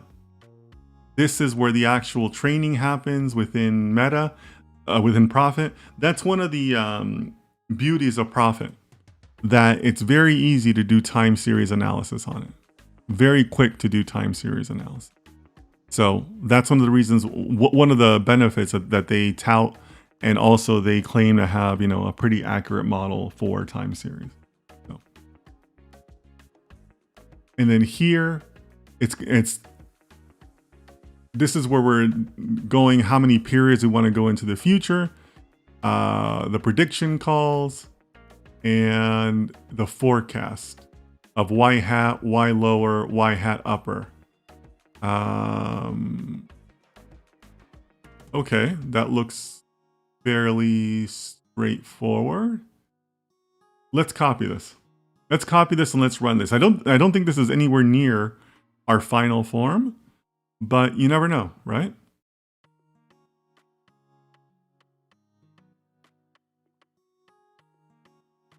We might have to make some adjustments here, but we can at least start. One adjustment we have to make right off the bat. Oh, why did I name it CSV? That was dumb. Excuse me, guys. Okay, so there's our profit Python file. We don't need this path, just the MSFT file. So right off the bat, I would like it for us to show some results for the model fit. It didn't do that, and I think that's kind of annoying, right? So we're going to have to ask that, and that's going to be important because looking at the model fit results is what helps you determine, what your champion model is, right? At some point during this whole farming phase, we're going to have to just run this with so many different variations that our deliverable isn't really the model per se. It's more about the report of the model of all the experiments that ran. And that's something that I'm really looking forward to doing, because keeping track of your experiments, super important. Super important. And quite frankly, there's not a lot of guidance out there about that, right? That's one of those things where there's not a lot of information readily available, right? So really, really important that we do that in a proper way. So now let's go back here.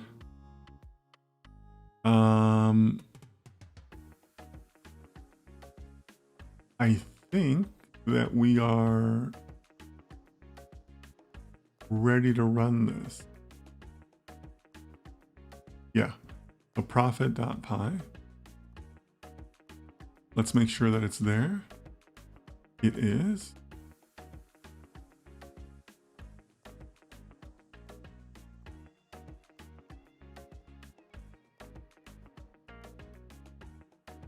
Oh, right. I didn't do the install, did I? So pip.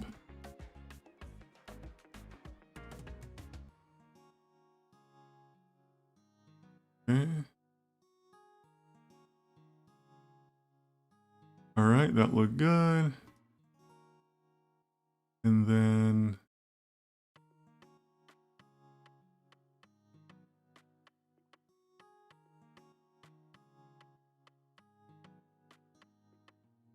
ooh, what happened there? Did I maybe not install the right library? He asked ChatGPT.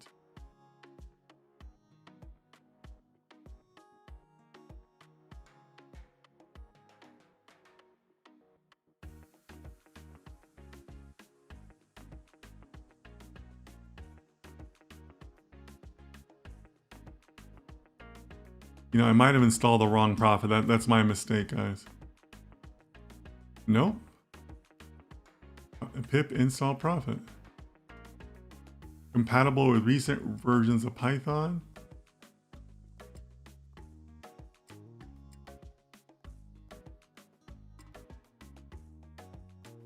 Sometimes it's easier to install profit using Conda. Okay.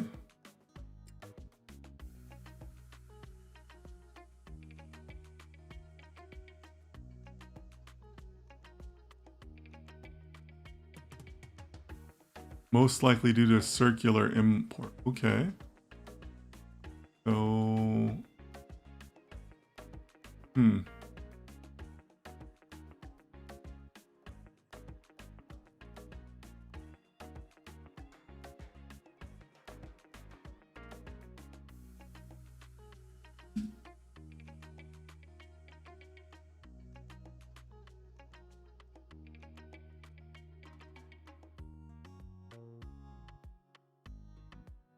the circular errors due to conflicts library loaded.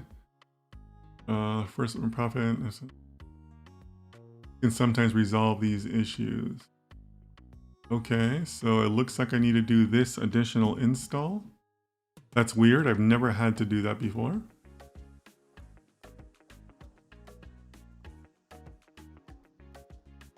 Yeah, it's already in there.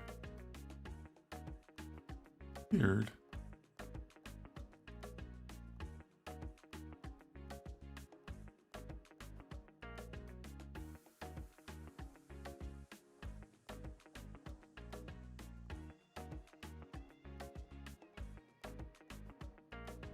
Ah. Profit runs best on Python versions 3.8 to 3.1. Or 3.10, excuse me. We are running Python 3.11. So that's interesting.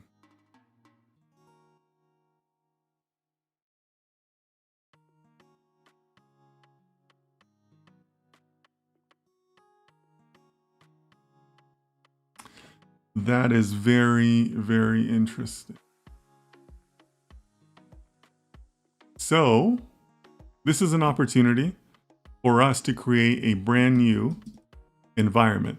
If you'll notice here to the right, to the left-hand side, we are using the alpha farming environment that we created at the beginning, but that was 3.11. So maybe we need to just create a new one in 3.10. Something tells me that'll work right away. So let's do that. Or I think it's just conda deactivate. Okay, so now we're in no environment. And now we'll just do our install. Or our creation of the environment. There we go. So 3.1. If you guys are not familiar with this, this is what a conda create code looks like. Or command, I should say. So we're calling conda, we're calling the create function, we're naming it alpha farming profit, and we're declaring that we wanted to install Python, and we wanted to do Python 3.10, not 3.11 like the previous command had. So let's see what that does.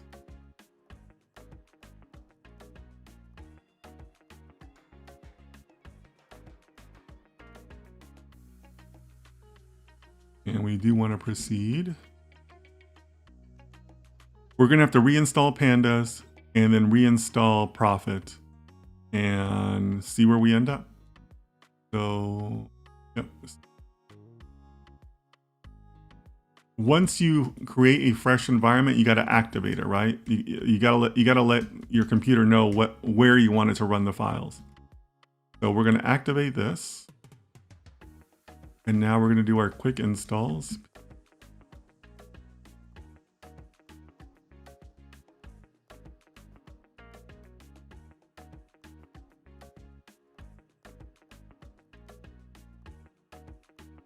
And then pip install profit.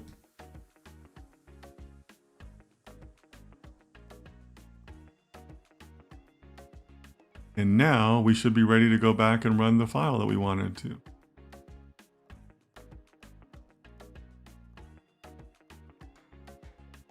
No, it gave us the same error. That is not good.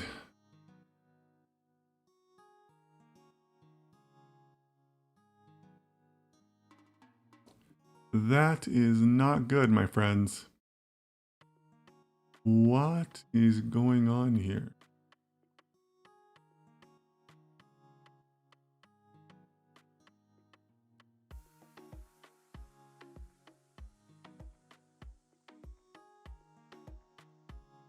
we've done everything, right? We have a new environment. We have a good Python version compatibility.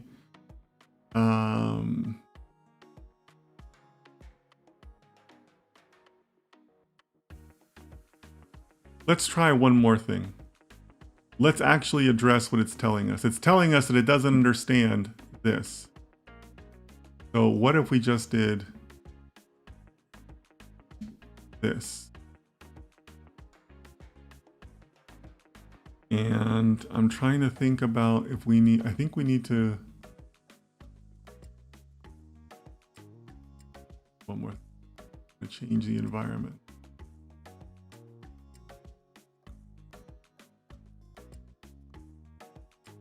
Where is,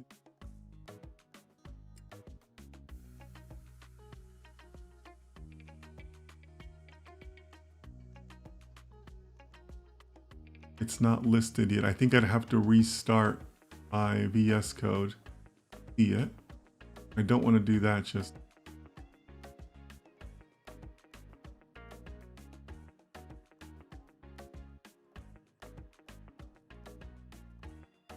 Oh, there it is. Alpha firing profit. There it is. Okay. Oh.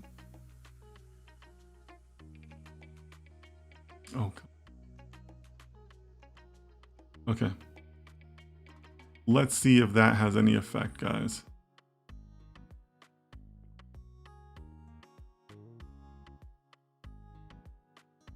There we go.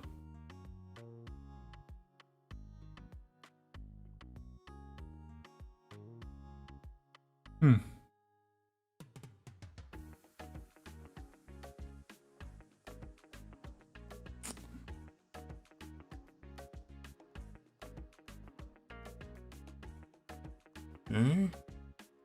Let's see what ChatGPT says.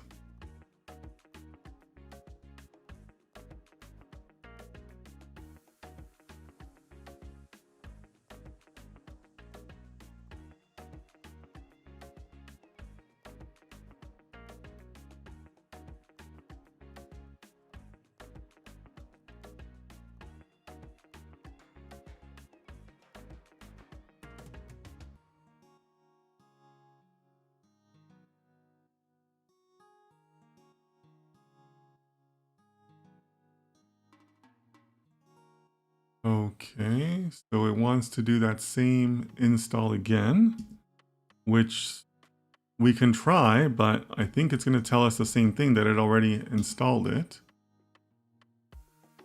Requirement already satisfied, yeah.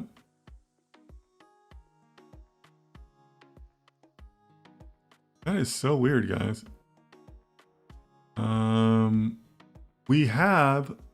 I've had sessions before on Profit where the code worked just fine. Give me just a second on that.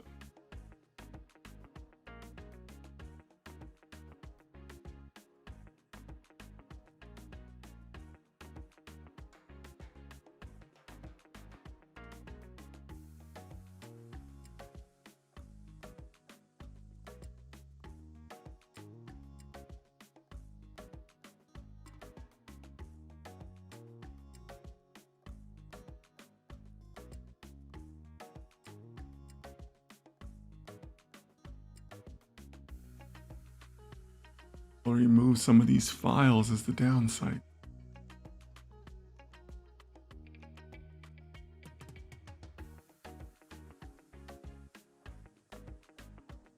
You know what we can do, actually? We should be checking the meta documentation.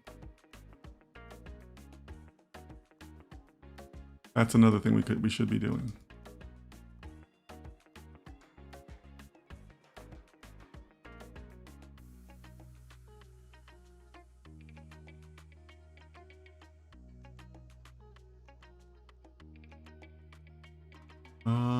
It has the same import that ChatGPT gave us. From profit, import profit. So maybe the initialization is wrong? Nope, model equals profit. Bit is a data frame.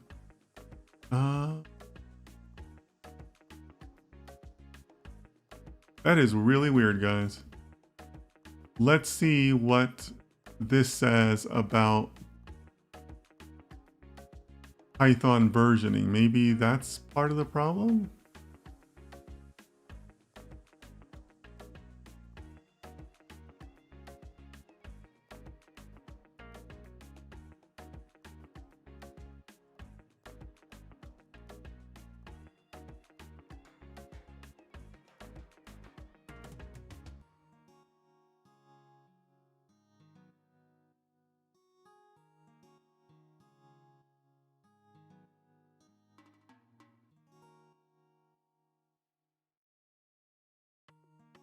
3.7 is the minimum.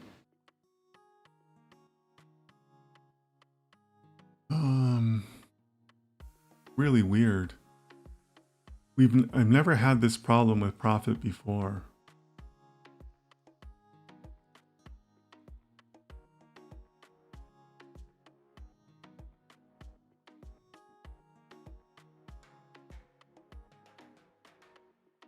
Or we could try installing it via Conda. That could be another item.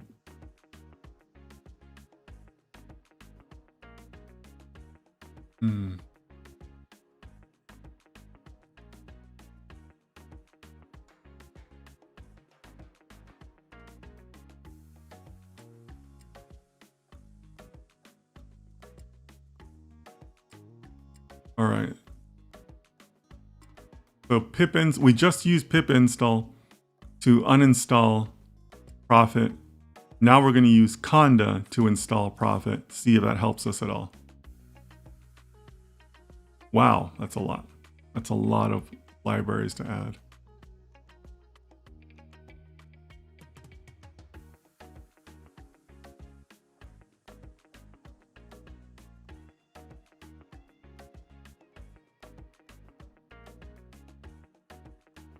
Wow, that's a lot of packages.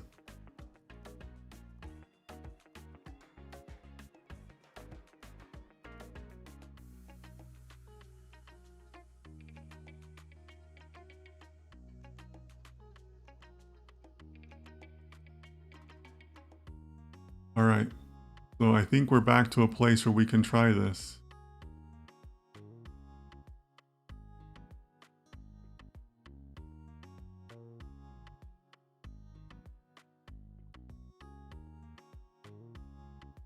Wow, that is super annoying, guys.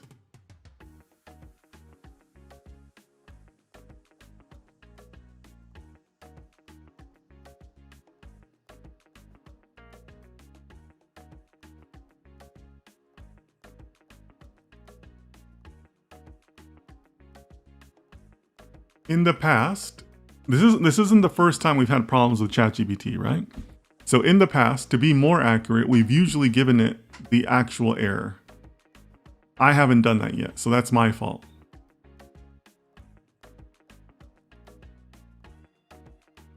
Let's see if it'll give us a better result this way.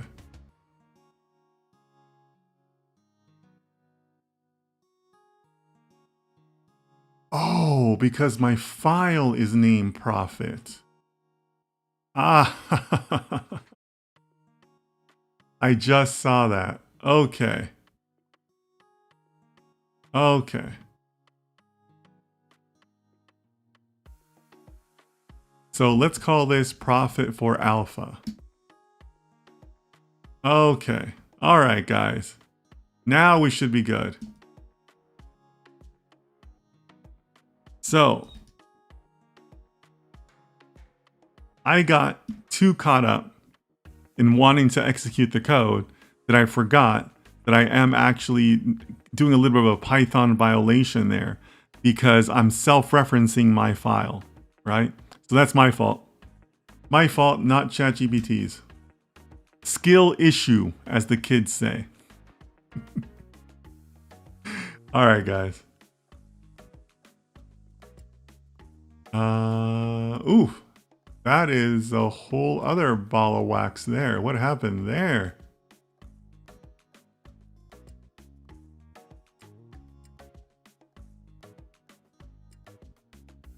This is just on the data import? Wow.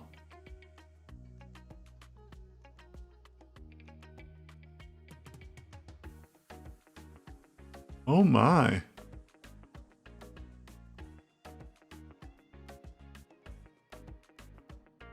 Wow. I'm pointing to the right file, aren't I?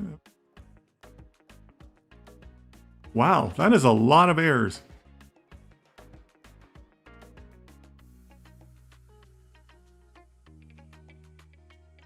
Let's go back to that error.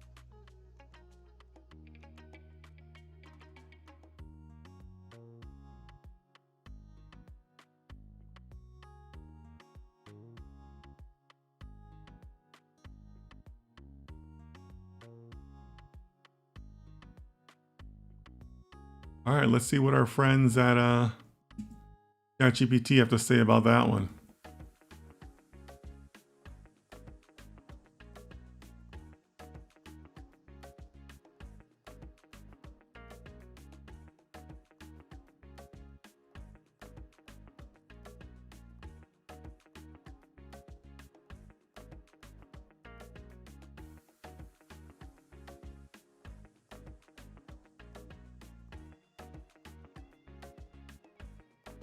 Especially the date or value columns. So here is the modified code with the explicit data conversions. It's dropping the NAs, and that's it, right? Oh, to date time. It's doing due date time and a numeric. Okay, that's perfectly reasonable. I gotta adjust the path.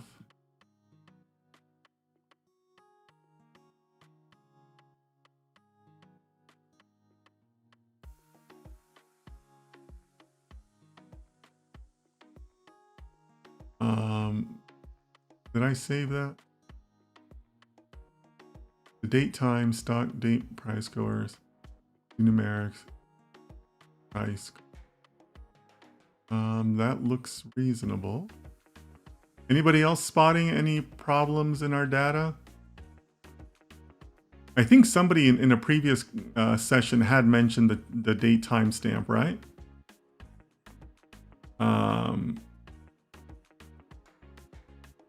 But that seems to be okay, generally speaking.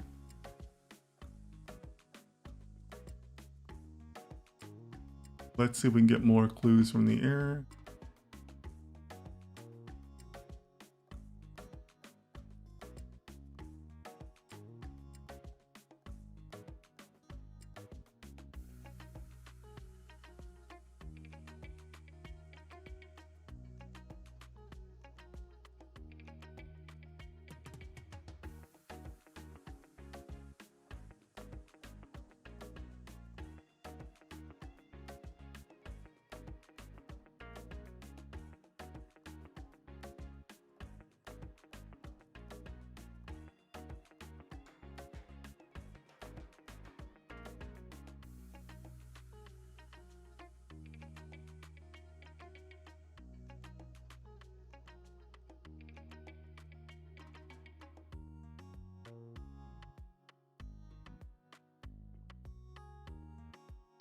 Okay, we're not using a weird delimiter, right?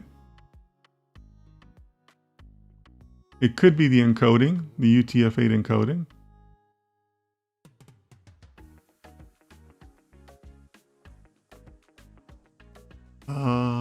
We could be doing that to inspect the data structure.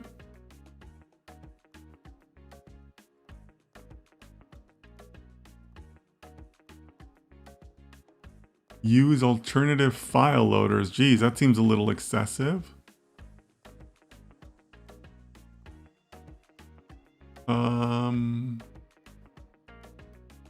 Arrow. The data type backend is arrow. That seems a little excessive to try to do that for 2 columns. Anybody else have other ideas here? Let me know if you have ideas in the chat.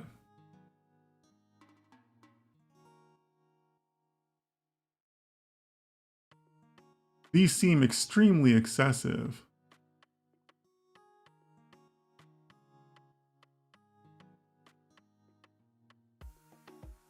Let's try this here.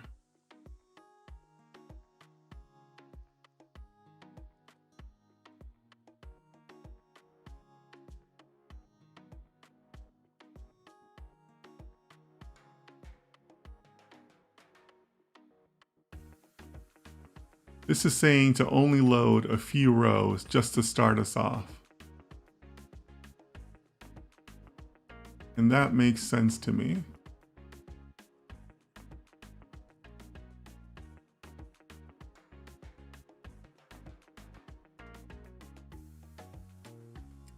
Let's see what that does for.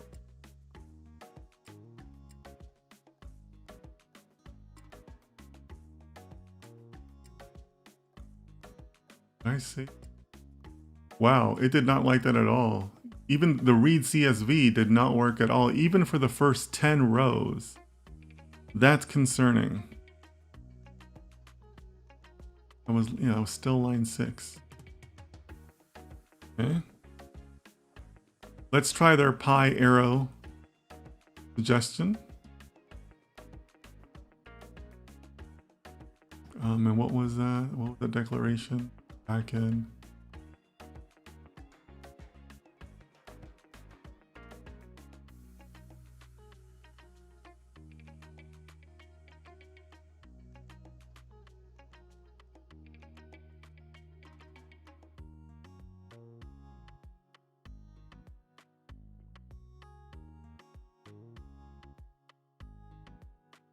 Oh.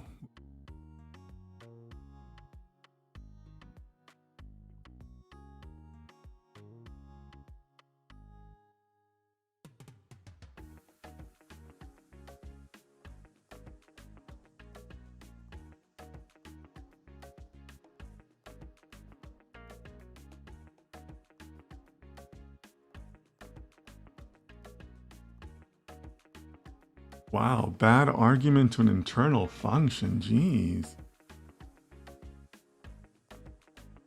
Let me just verify one thing.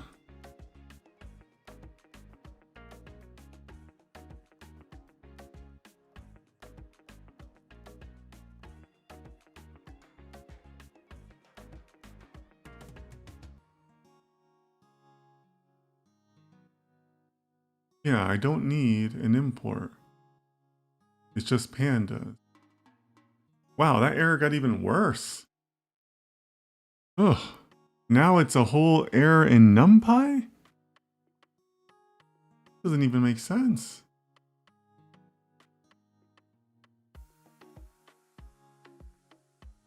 Let me look one more. Actually, you know what we should do? Let's try a different file.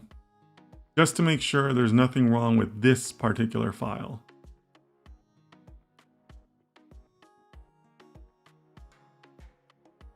Let's look at the GLD, because we know that we did some work with that last week.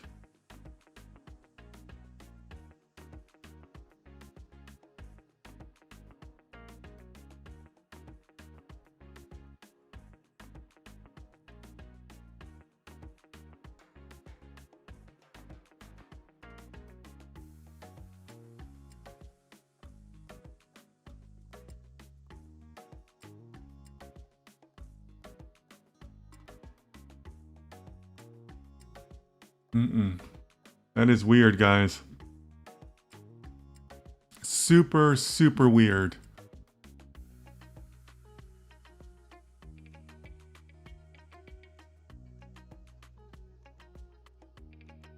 It doesn't even want to load 10 rows.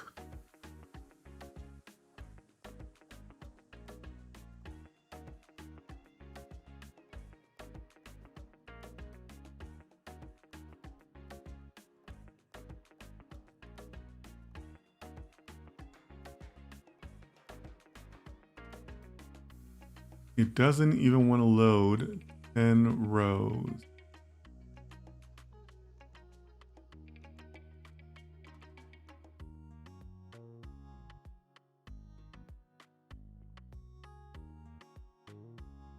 So we could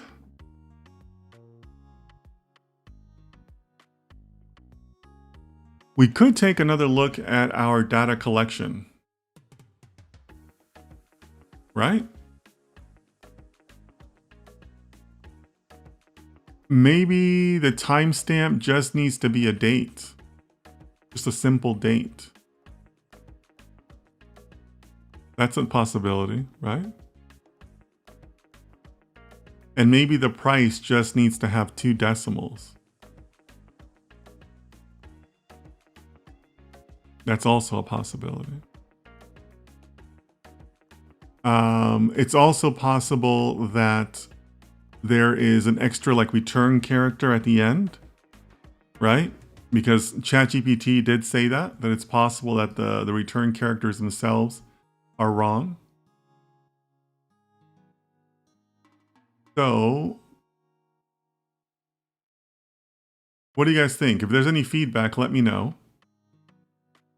But I think that we need to kind of revisit our data because it shouldn't be this involved to get 10 rows loaded, right?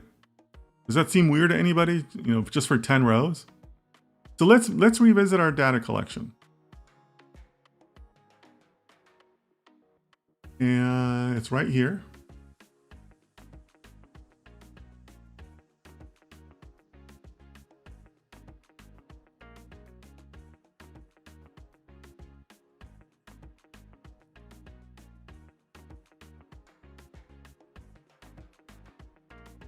But you know what? I want to start it as a new conversation. I want to start with completely different context.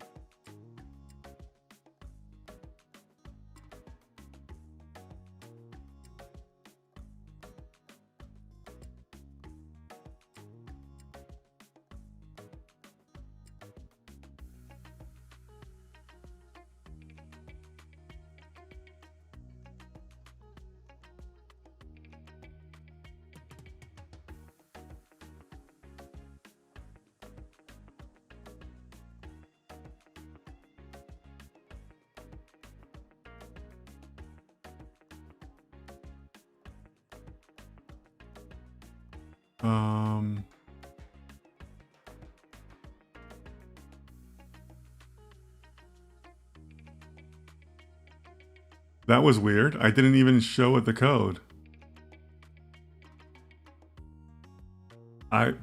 Wow. Did you guys see that? That's a pure hallucination. Well, I guess it's giving it the raw data itself, but it didn't recognize that I was about to give it data. I just forgot to add it. That was weird.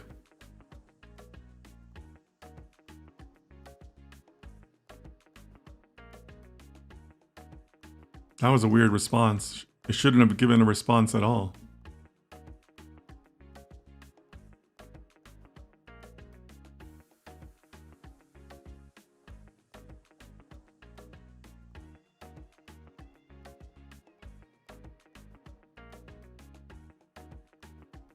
That was super weird. But let's save it. Let's run this code.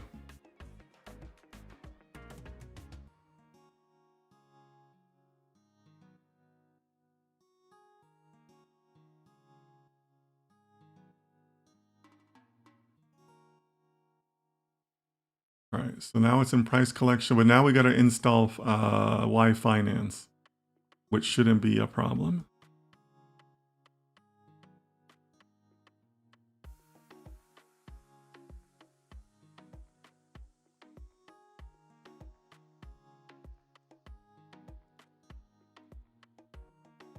Okay, that one was fine. And what was this called? Price collection? Yeah.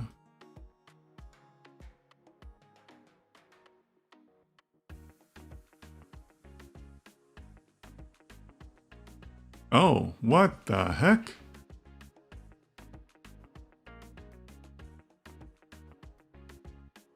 Oh wow, now we're getting this now we're getting the same error just trying to modify our code. That is really weird. So is this a 3.10 issue maybe? We can find out really quickly.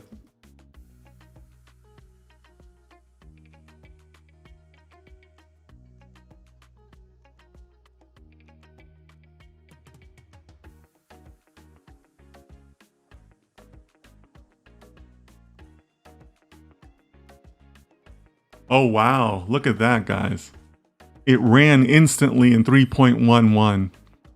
So it looks like 3.10 was the problem here. Because if you remember, we created an additional environment that we thought was needed for profit, 3.10. That was my mistake. We stayed within 3.10. But going to 3.11 processed it instantly. So that means that maybe we don't even need that, right? Maybe we need to just go to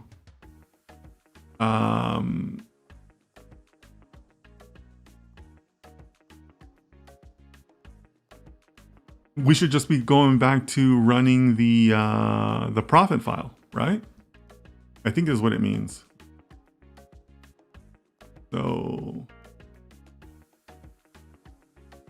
yeah, the profit for alpha. So this might work, right? Yeah, this works right away now. So yeah. Okay, guys, so that's interesting. So that means that that was actually related to 3.10 of Python, not 3.11. So that's my fault for naming the initial file profit. That was my mistake, because that is what led us down to downgrade into 3.10, and we shouldn't have done that. So I apologize for that. That's on me.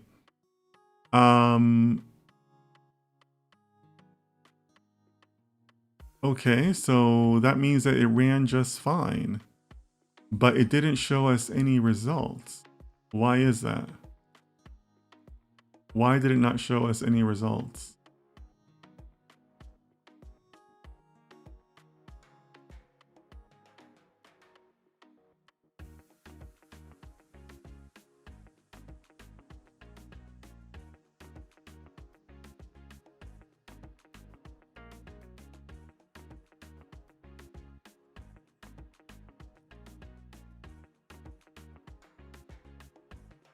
Why did it not show us any results?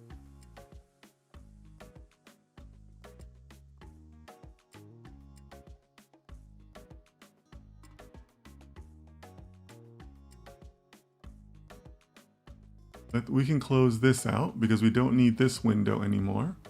Or that. Oh, whoops.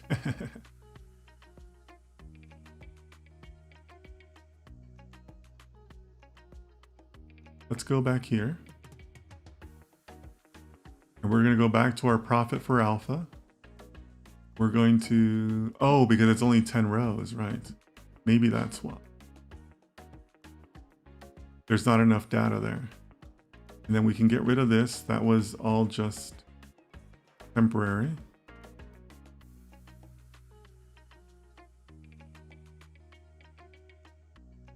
But still no results.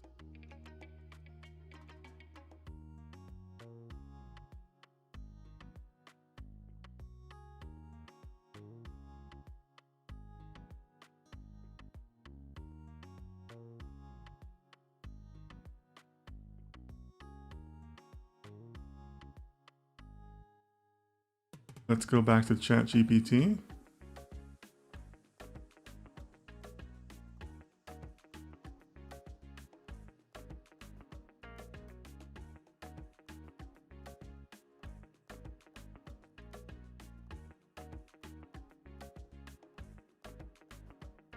All right, let's see if ChatGPT can at least get us some results, and obviously we'll ask it to visualize the results for us also. Oh, didn't show it the code.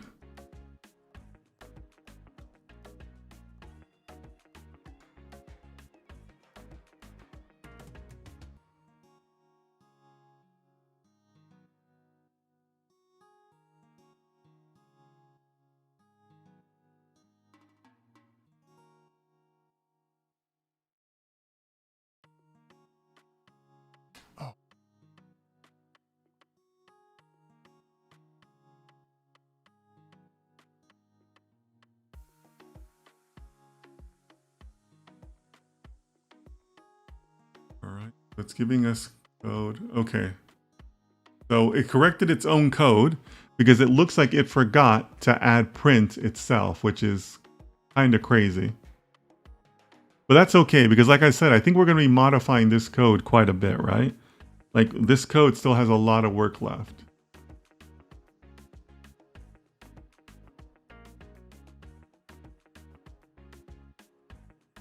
Okay, cool. All right, guys, we finally got to something we can discuss. My gosh, that was quite a bit of a round trip, eh? But you know what? That's part of it. That's part of ChatGPT, right? It's not perfect, but in this case also, it was a little bit of a human error on my part. So apologies for that. All right, so we're seeing some results finally on the screen here, okay? Let me bring them to the top of the screen so you can see them. Well, here, let me do this.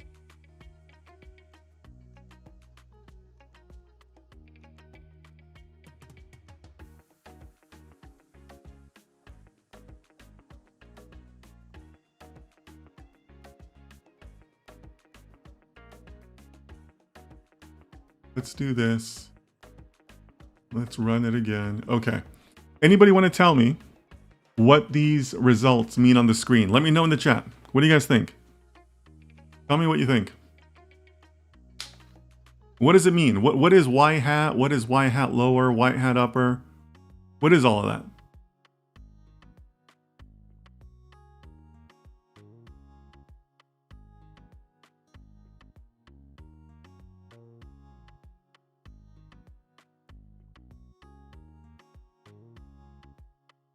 You're going to have to remember a little bit of your statistics courses for this.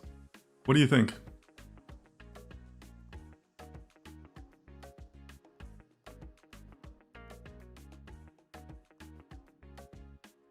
AJ says use print in the last line. Yeah, AJ, thanks for that. But that wasn't like our code. That was ChatGPT's code, right? So that's an interesting error that it would do that. Yeah. Don't you think that's a little bit interesting? Kind of stinks, right? Rex says this is real world data science. Yeah, something like that. Manoj says, is it upper and lower bounds? Yeah, that's exactly what it means. Casual economist says mean. Yeah, it's a mean. It's a mean of the projection, right? It's a mean of the projection. Nikki Nikhil, welcome. Welcome. Nice to see you. Thanks for joining us on Twitch. But Manoj, yeah, you're right. It's an upper and lower bounds. Right? Generally speaking, that's what it is, right? Fatima, thank you so much for explaining environments there. AJ says it's an uncertainty interval. Yeah. Yeah, all of you guys are on the right track there. So basically, anytime you see like a Y hat or the hat designation, it's an inference. Like that's a common thing in statistics, right? If you study statistics at the academic level, anytime you see like a hat, it's an inference of some kind, right? So this is telling you that this is the inferred price. This is the lower bound of the inferred price. And this is the upper bound of the inferred price.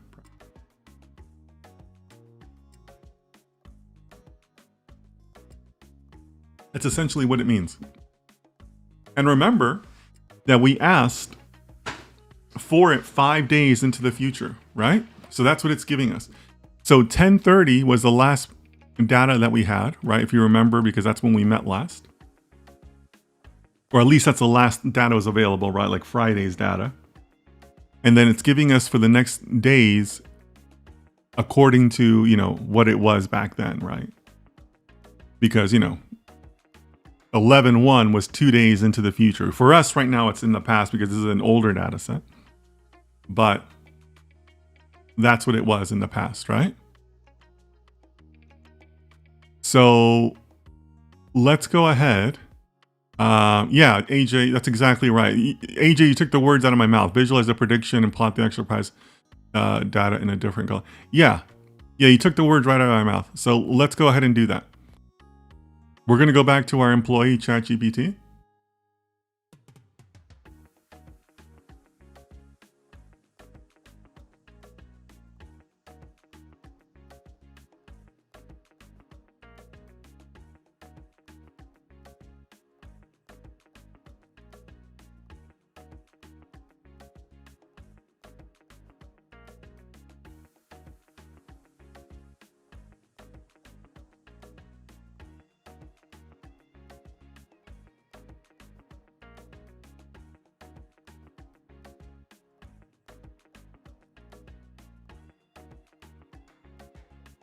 Okay, so looks it's going to use Matplot Live, which is a totally reasonable thing to do.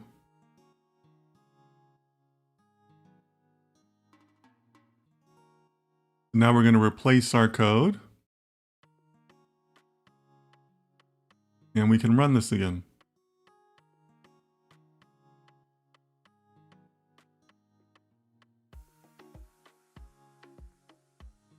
Okay.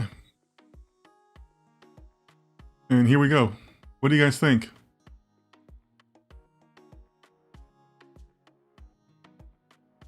So if you can't quite make out the numbers,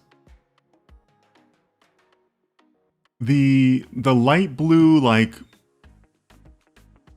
boundaries are the infers, right? The blue that kind of goes in the middle of the infers is the inferred price, like the y hat. And then the lighter blue or darker blue, I don't know how, is what actually happened. Okay. So what do you guys think? Give me your impressions.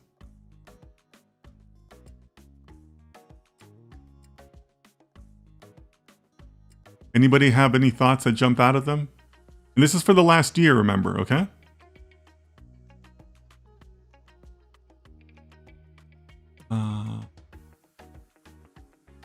Nikki says, I'm first year CS. What is your recommendation about languages and things to do? I'm looking against the app development and game development. Yeah, thanks, Rex. I appreciate that. That's a great answer, Rex. So let me know what you think about this, guys. Anybody concerned?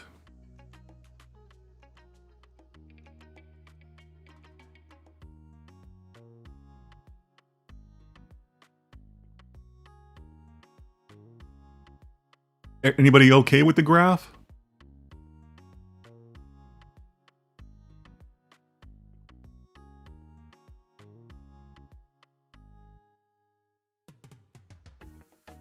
What do you guys think?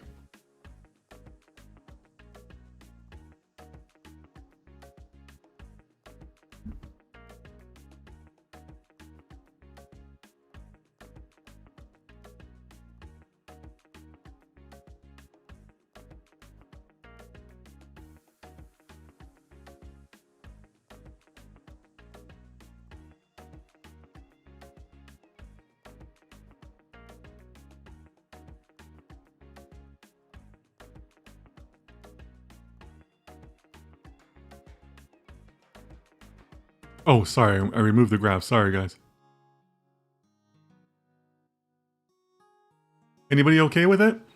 Anybody concerned?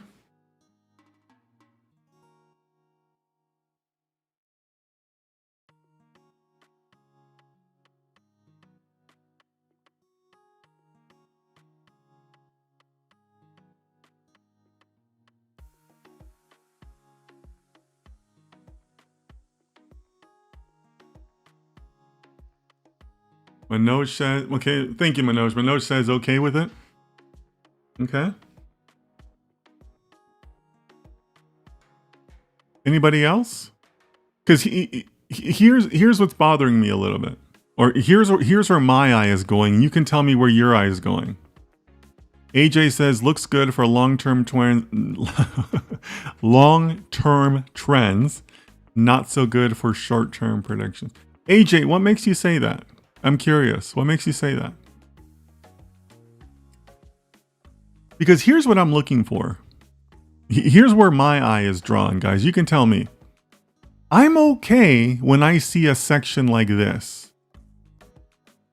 Because who's going to complain about making more money than what the model inferred?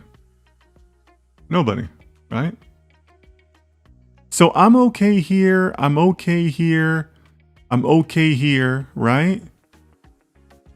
Where I think we run into trouble is down here, and here, and here, and here, and here, and here, right? Because those are basically misses, right?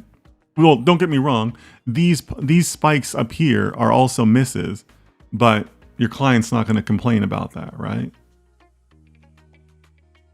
Remember how we talked, and I bring this up because remember how we talked about false positives and false negatives not always being worth the same, right? On this day, this is like a false negative, right? The model inferred a flat day, but you actually, that was actually a really good day for gold prices. And by the way, this is gold we're looking at now, right? Because we switched it a little bit. So that's a false negative, right? Are you going to complain about that? Probably not, right? But over here, as an example, or here, I mean, here, this is a multiple days, right? These are false positives. These are false positives. You were supposed to be here and you were way down here, right? Are you going to hear from your client that day? Yeah, you are, right? So that's kind of where my eye is drawn. How many times did we generate those false positives, right? Here's one, here's one, here's one, here's one, here's one. That's multiple days of one. Here's another one, right?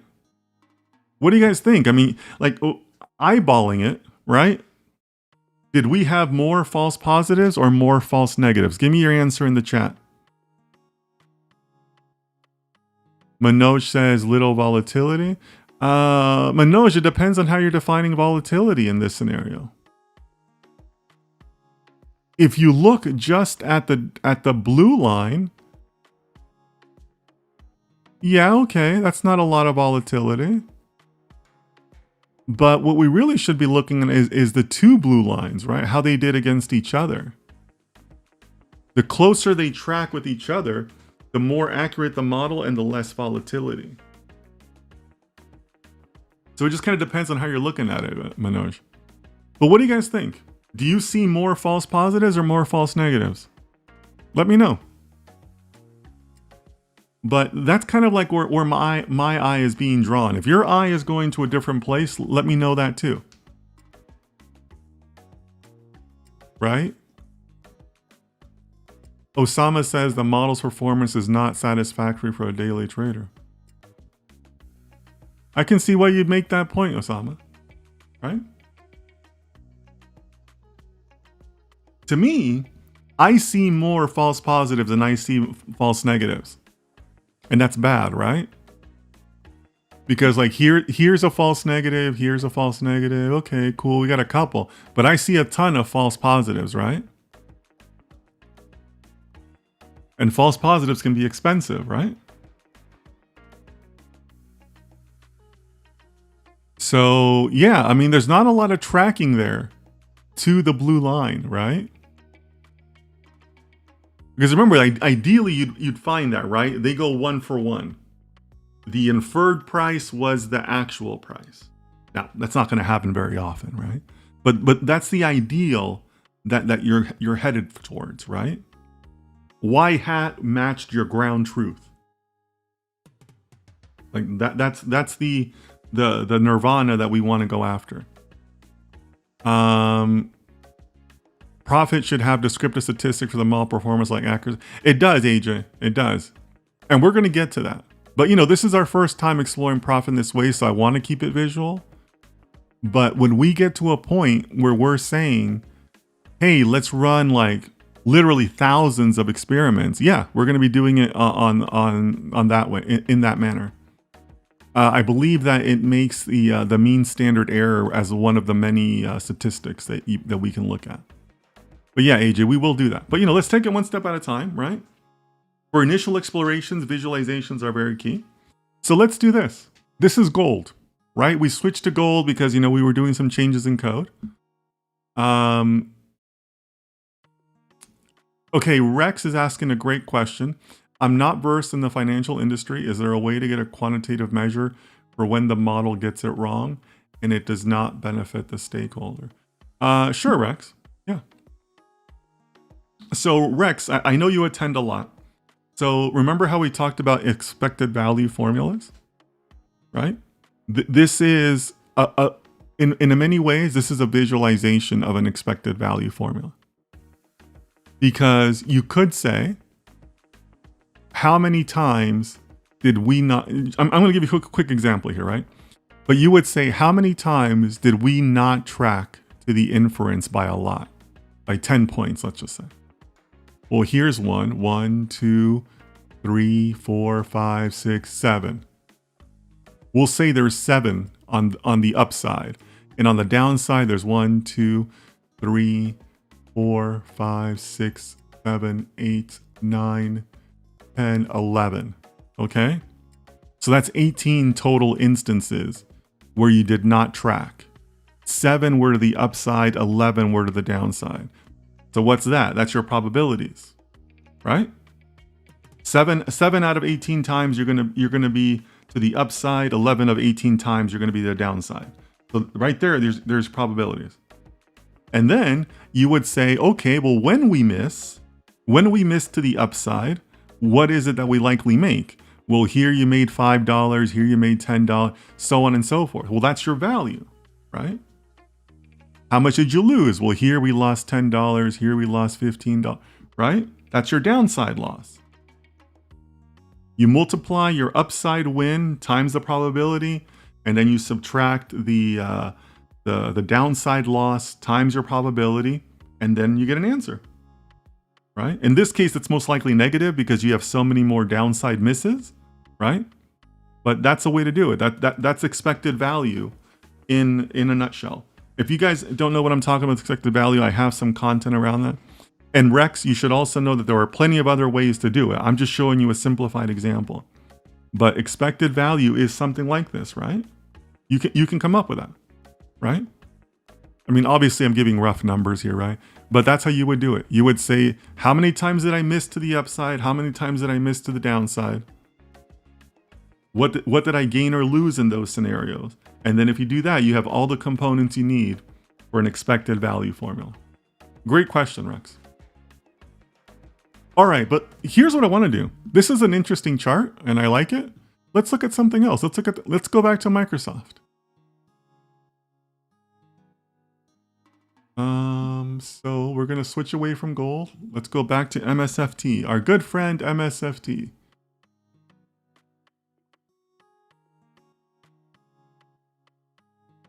Okay, here's Microsoft. What do you guys think?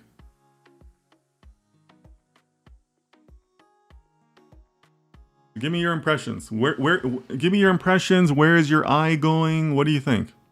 Very healthy for us to go through this process, right?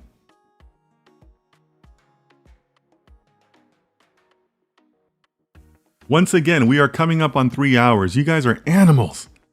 Animals, guys. What do you guys think?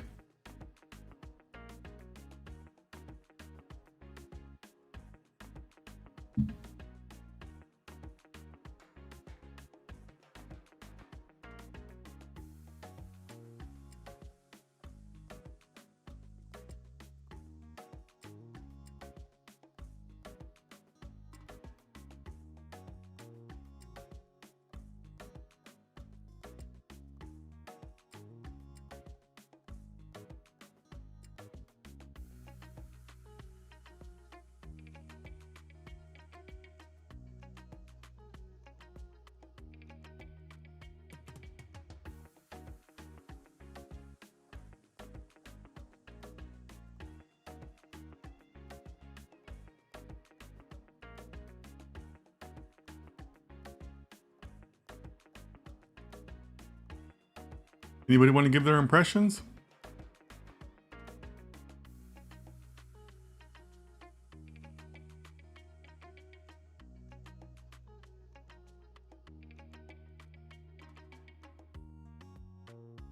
Rex says a much greater uncertainty band and variability, greater peaks and troughs. Yeah, I agree with that. Look, the band is huge, right? I mean, look at this. Like, let's just look at this first instance. It's telling you that the price could be like between 359. Well, Y hat is 359. The lower is like 342, let's call it. And the upper is 370. That's huge, right? Well, you're going to be at 342 or 370, somewhere in between there. I mean, that's terrible, right? Agree with Rick's? Yeah, that's terrible. Yeah, but it's a good observation. Here's what's catching my eye, guys. Previously, when we looked at the gold chart, we could look at the variations between the blue lines. But most of the time, we were within the inference band, the upper and the lower y-hats. But on this chart, I'm seeing more breakouts between the bands. I mean, look at this one. Like even above, you're way above even the highest y-hat inference, right? Or here, you are way below even the worst estimate that Prophet gave us. I mean, what is this? This is around 415, let's call it. That Meta or that Prophet inferred, and it was actually at like below 400, like let's just call it 390, 395. That's not great, right?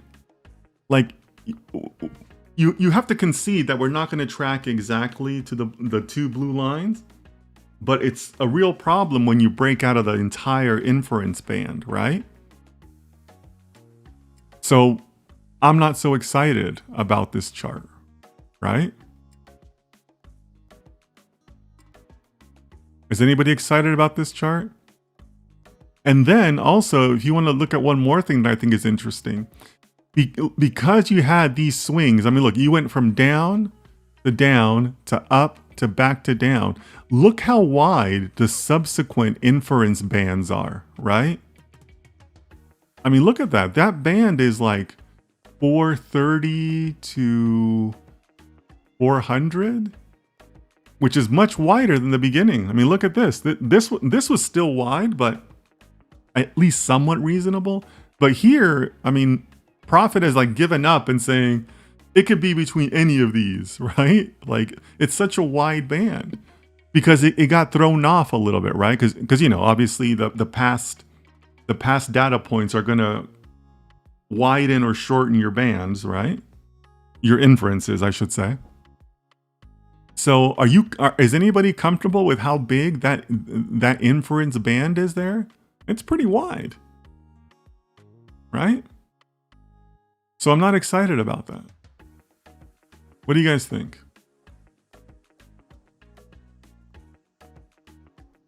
And remember, you don't have to have trading or financial experience to analyze this.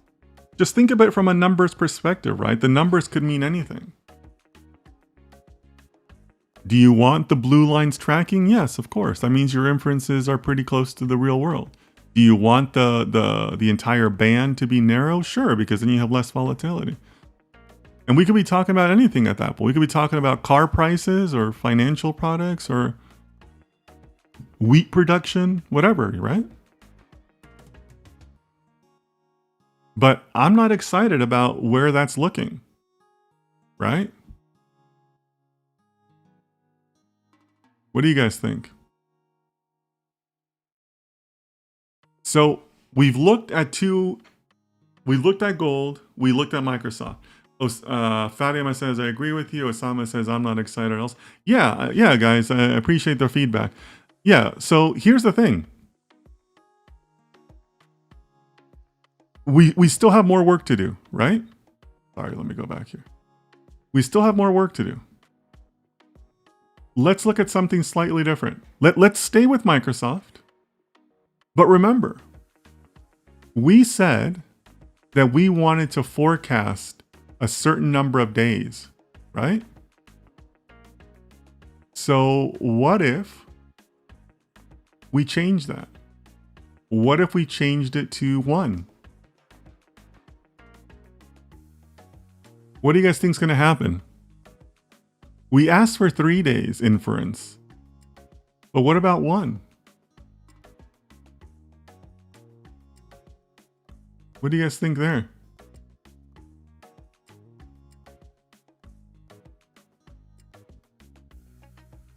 Give me your predictions in the chat. We went from saying forecasted 3 days in the future to just forecasted 1 day in the future. What do you guys think is going to happen?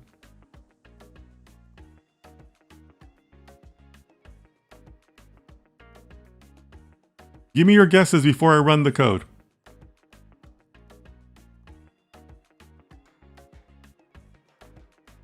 So I'll leave the code up here. But all we change is this, right? Forecast 3 days, periods 1. AJ says better resolution forecast. AJ, give us just a little elevator pitch on your rationale. Again, high uncertain interval maybe. Okay, so Manoj and AJ, you guys have given competing viewpoints. So AJ, if you want to give your rationale, Manoj, if you want to give your rationale. But you guys are basically opposite viewpoints. Nothing wrong with that, right? We should have that type of discourse. But I want to hear your rationale. Or if somebody else wants to weigh in, I agree with AJ, I agree with Manoj. What do you guys think? Give me your brief rationale. And then I'll give you mine, right? But what do you guys think is going to happen? You could say, I think the blue lines are going to track better. I think the bands are going to be more narrow, more wider, right? Or the bands are going to track worse, right? What do you guys think?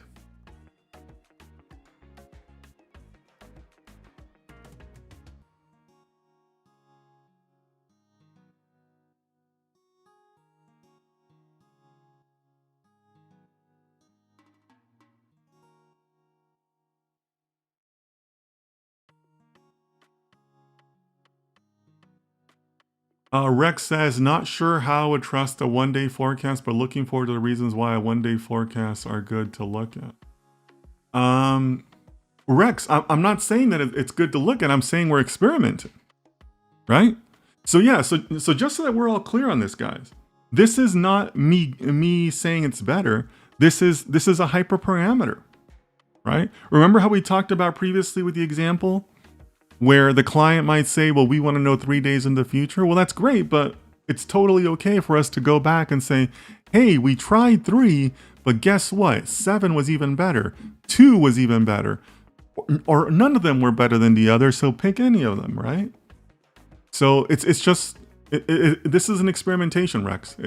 It's not a recommendation or even an observation. It's just, hey, let's try it, right? And then as AJ said earlier, well, Profit has like metrics you can output. And we'll be doing that. We'll be saying, it'll be a report. First column, what is the stock? Second column, how many days into the future? Third column, what was the error rate, right?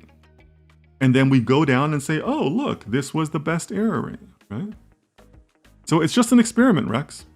And we should have that type of attitude. Just let's try it. Osama says with Manoj. AJ says bands are going to get tighter. Blue line hugs the actual data better. Okay, guys. So I happen to agree with AJ, right? The less you look forward into the future, the more accurate you should be, right? So I agree. I would expect that we're going to see, well, you're still going to see an upward bias, but and you're still going to see the actual data that happened, right? But from a Y hat and upper lower bound perspective, the shorter that time frame, the more you would expect it to track closer to the ground truth. I mean, that should be that is the underlying approach. If it's not, then you have, kind of a little bit of an outlier on your hands. But I think AJ's right. We should see a tightening there. We should see the inference number being closer to the ground truth. So let's try it.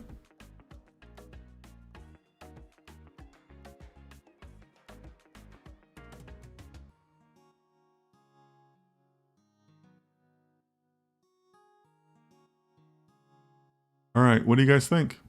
Was AJ right? Or was Manoj right? Some of you agreed with Manoj, right? What do you guys think?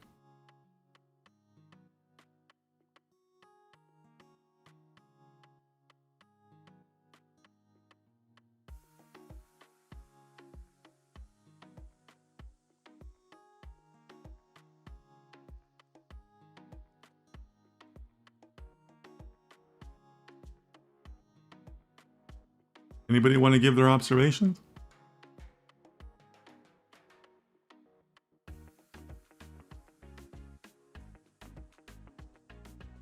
AJ says, could we plot both graphs side by side?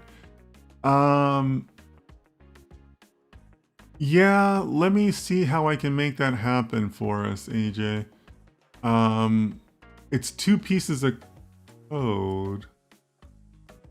So give me just how I can do that. Osama says, I believe Manoj was right. Okay.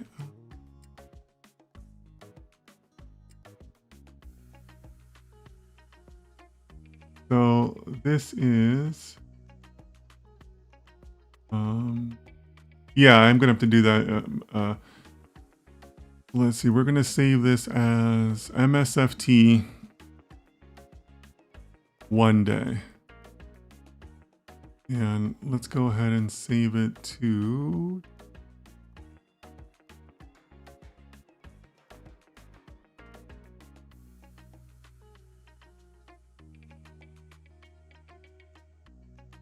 all right, so let me go ahead and bear with me a second, guys. I have to generate the other graph. Change this back to 3.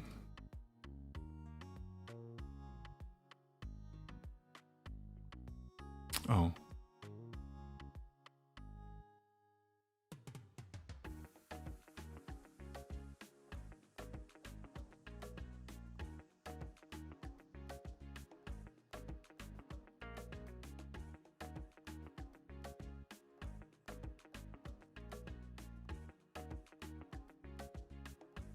Wait, did I get that? Yeah.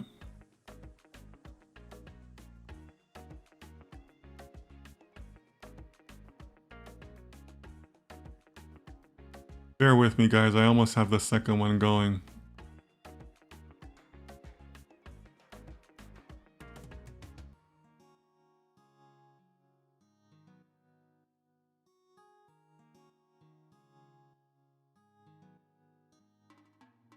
All right, so.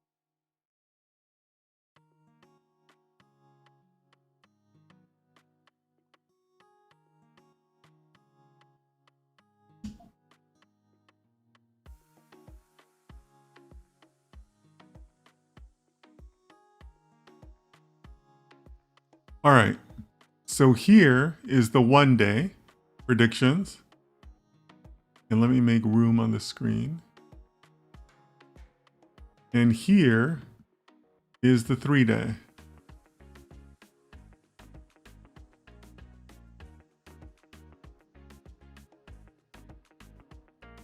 I don't know why this one came out smaller. It doesn't make any sense to me.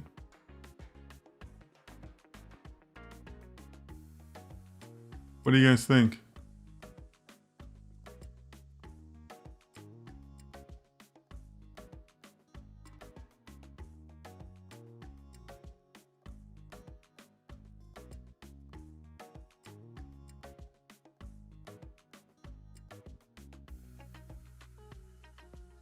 So 1 day is over here, 3 day is over here.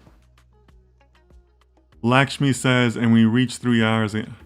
Crazy, right? Crazy. You guys are animals. I don't know how you stay on that long. What do you guys think?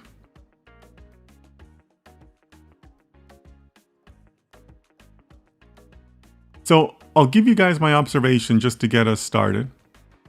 But my gut was telling me that with the 1 day, we had, Rex says the rightmost part of the 3 day graph is not showing on stream. Is that right? Rex, I'm seeing most of it.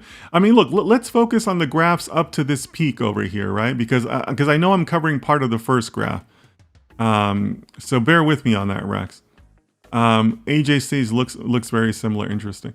Yeah, AJ, you know what I was gonna say is that when I first saw the 1 day, the one on the left here, my gut was telling me that there were less breakouts outside of the entire range of the Y hat lower, Because that's kind of what I'm concerned with, right? Like, I don't have to track the blue line, but don't tell me that I'm outside of the range, right? That's what I really care more about. Because most investment companies understand variance, obviously, right? And they're accepting of a good amount of variance. But where variance becomes a little bit intolerable is when you break out of the range, right? So I thought that was my gut impression. But looking at it side by side, it's about the same number of breakouts, right? Like, this one here is a little bit less severe, right? Because here it's a little bit more severe on the 1 day, whereas here it's a little bit more palatable, I guess you could say. But you still had like these big ones, right, that were broken out of the range. This one here is, still kind of okay. This one here is still significant on both charts, right? So yeah, to AJ's point, it kind of looks very similar. Because I'm okay choosing a model that doesn't track exactly, as long as you're saving me having to go through some of these breakouts. But neither one of the model is doing that, right? So again, the whole point here is not to teach a finance course, but to talk about data science, right? So let's take this back to data science. From an experiments perspective, right? Because we just ran 2 completely different experiments. Are you happy? Like, is this satisfactory to anybody?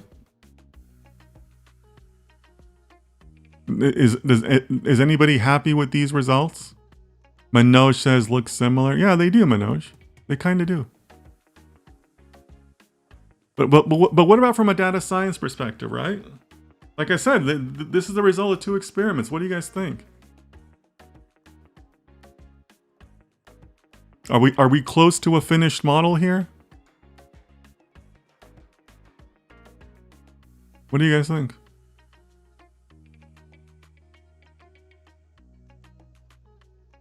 AJ says might need to compare with gold. Yeah. Rex says replicability is a good practice in data science. Sure. And that's why we're using these established libraries and approaches, right, Rex? Because that makes the results easily replicable. But anybody else, is anybody happy? I'm not happy, right? Like, there's not a big difference here, right? Uzman, welcome. I just joined. Can we say it's A/B testing? No, Uzman, this is not A/B testing. This is us looking at 2 predictive models, same underlying data, but different approaches to the model. So it's not A/B testing at all. It's just like data science process, really. So if obviously it's not a great model, right? To some of your points in the chat, it's not a great model for Microsoft, right? We got to be clear about that. That doesn't mean that there's nothing here, right? It does mean that we need to do a lot more experimentation, and that's okay. We knew that, right? But from an initial exploration side, if we want to keep things positive, from an initial exploration side, have we learned anything? Sure. We've learned how to work with Meta. We've learned how to visualize Meta. We've learned that we're going to have to take this visualization and put it into some sort of report, right? Because obviously we as humans don't want to check each and every single item, but we do want to come up with some sort of automated way to do this, right? So, to AJ's point, to Rex's point, our next goal should be to say, well, how do we automate all of this? How do we automate all of this and get down to that one metric, that one kind of needle in the haystack that we're going to look for in the reports and say, oh, look at this metric. This metric is pretty promising. And this is one of those times where you do this, you set it up, you write your code, and then you let the model just fly, right? This is where you kick it off before you leave the office and you come back the next morning or a couple days later in some cases and check it. right? So let's talk about that.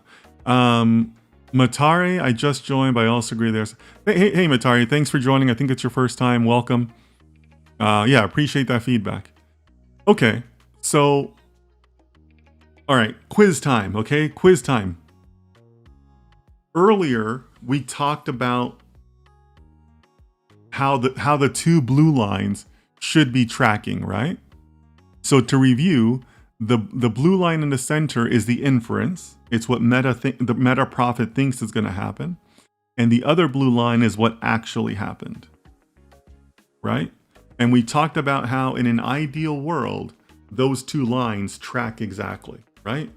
Prophet told you it was going to be X, and it actually was X, in real life, right? Is there a measure we can use for that? Or how your predictions track to the real world, to the ground truths? Doesn't that sound like it should have a measure? Right? What is that measure, guys? Or, well, I guess there's multiples, so... What is that measure? You guys remember that? Sure feels like it should have a name, you know? What do you guys think? Let me know in the comments. But that's like a little mini quiz, right? Because that's really kind of what we're after, right? How close did they track? And if I can put a quantitative value on it, then I just look for the best tracking value, right?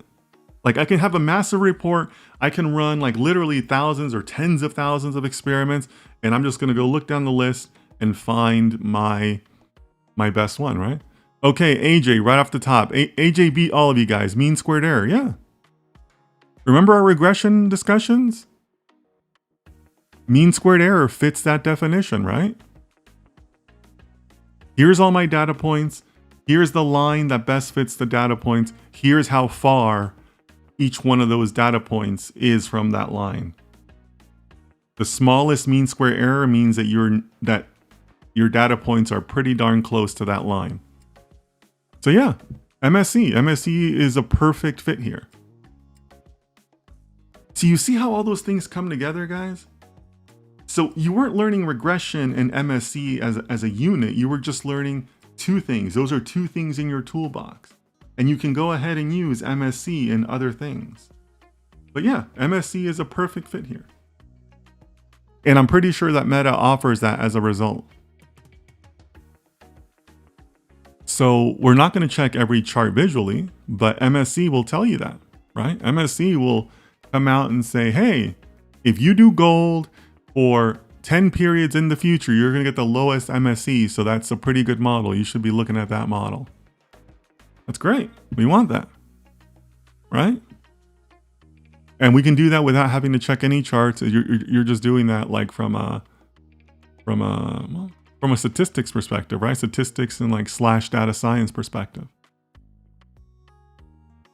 And that's how you do it. That's how you come up with the thousands and thousands and thousands of experiments that we should be running as data scientists. And then that's just right now. Remember, we've looked at the number of days forecasting in the future. That's just one hyperparameter that's available. I'm sure that ChatGPT can help us find the other hyperparameters are available. Like I don't know them all in Prophet, but there's stuff about seasonality, about how far you're looking back, right? Because right now we're saying predict going forward, but we didn't say how many days to use on the backlog of the data. We're saying use all the data, but you could say I want to know 2 days in the future, but only use the last 10. You could do that. That's a hyperparameter, right? That's totally valid in time series analysis, right?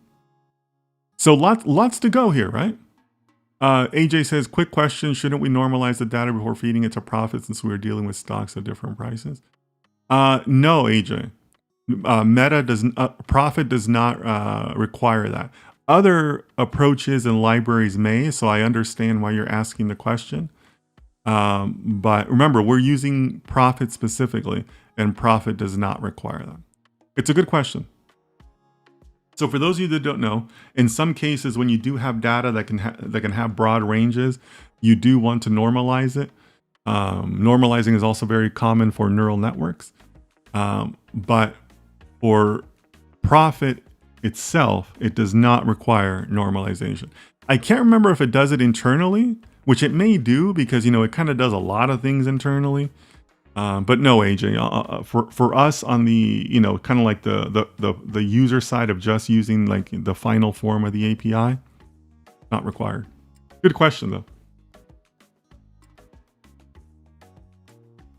But yeah, guys, I mean, I hope you understand how this sets us up for next week to take the code we have. It's good code, but it's exploratory, right? This is not like anywhere near the code that's going to get us to a final result. But we're on our way, right? We know that it's possible.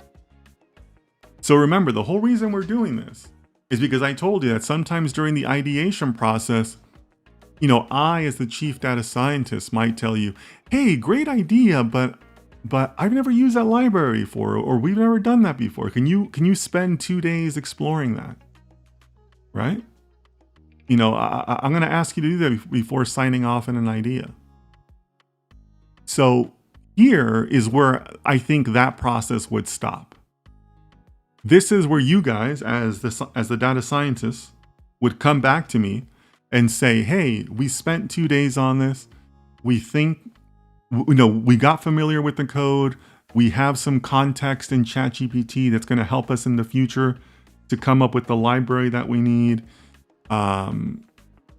We saw the initial results we'd like, but we think that there's something there.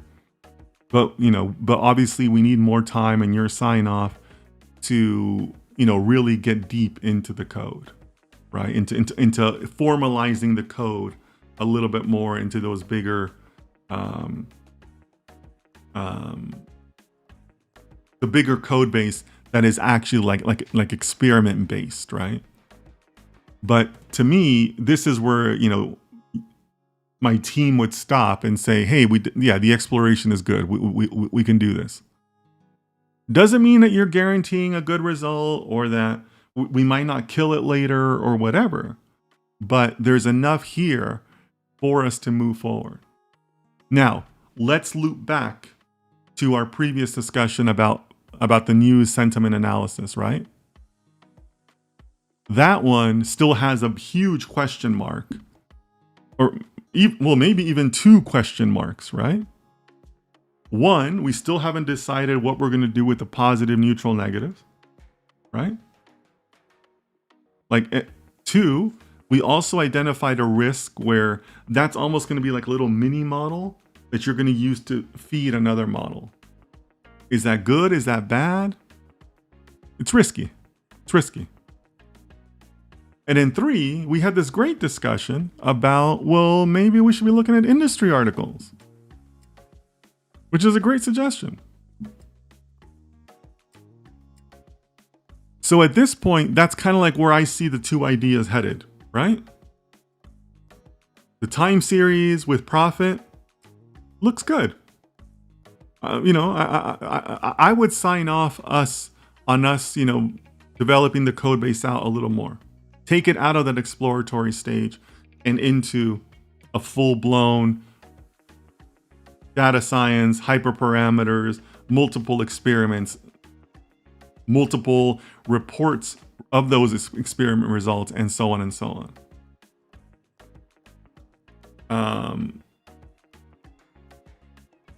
The news sentiment, we're not quite there yet, right?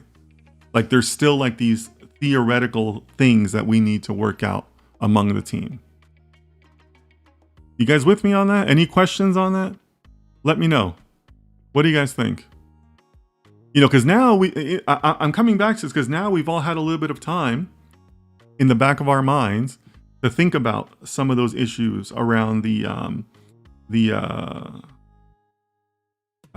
news articles, right? And also, I hope that you're getting a little bit more of an understanding of, well, the news articles is kind of like NLP, right? Whereas this is like so much more quantitative, right? It's a remarkable difference, right? Fabry, welcome. Glad to see you here. Fabry says, I see. Yeah, Fabry, so I hope it's clear to you. I hope it's clear to everyone. But this has all been very good stuff in the sense that it very closely replicates what you would be doing like in a team room or in a team exploration, right? Because this is like the day-to-day of data science where you kind of just have like a client mandate and like you're supposed to come up with the answers, right? Like your client doesn't know all this stuff, right? But you're supposed to be the answers for that. But you're the subject matter expert, right? So any other questions? Let me know. But I think we've had a good session, guys. And again, I apologize for earlier for the goof on using profit as the file name. That's one of those things that happens when you're working under the lights here and, you know, streaming and all that. I think we made some good progress on the time series. You know, to Lakshmi's point earlier, we hadn't really invested a lot of time into the time series idea until today, right? Another thing I want to mention is that, you know, again, simulating the project experience and also taking into account the fact that, you know, I want to keep the series moving. You know, we're kind of suspending reality in a couple of sections, but at some point we got to pick a champion idea. Do you want to go to a client with 2 ideas? Maybe, maybe not. We'll see, right? We'll see next week. We'll see next week how people feel about it and how people say, yeah, okay, I like this idea, I like that idea, or hey, I thought about this new thing, right? I mean, we had some really good suggestions on the news idea today, right? That were brand new. So who knows what next week will bring? But at some point, the team has to come to a consensus and say, okay, only one of these ideas is good, or both ideas are good, or, you know, whatever the case may be. AJ says, looks like we need to choose a model that combines profits predictions and the NLP result. Sure, that's possible. That's possible. Take profits prediction, right? The inference, the white hat, and then say, here's what the white hat said. Here's how many positive articles were written that day, or the last 5 days, or the last 10 days, or the ratio of positive to negative, right? We still haven't decided that. Put both of those numbers together, feed it into whatever, a neural network, regression analysis, whatever, and then do what that model tells you. Sure, that's possible, agent, but risky. Because now you're talking about 1 model, 2 models, 3 models. Now you're talking about 4 models that interact with each other. Super risky, right? And also, bringing reality back into this, if you guys end up working for a large organization, they're usually going to have a model review process where where these auditor type people come in and look at all your work and stuff, right? I have yet to see a model review process that doesn't ask you if your model is dependent on another model's results. Like that's like a huge red flag for them. And now you're going to tell them you're dependent. You have 4 interdependent models. Oh my God, they're never going to sign you off, right? Like you're going to go through hell to get a sign off. So yeah, AJ, you're right. That's a possibility. We can't exclude that. Do we have the time for it? Can we get the client sign off on that? Right? What about maintenance? Now you got to maintain 4 models for 1 client, for 1 project.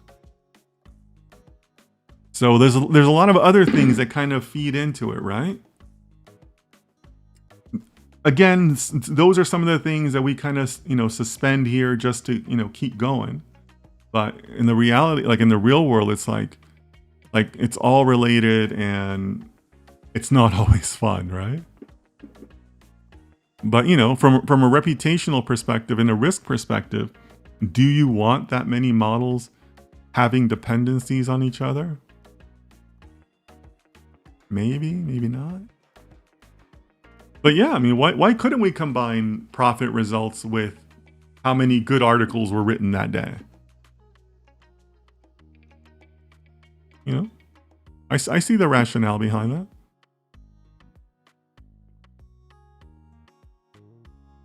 All right, guys.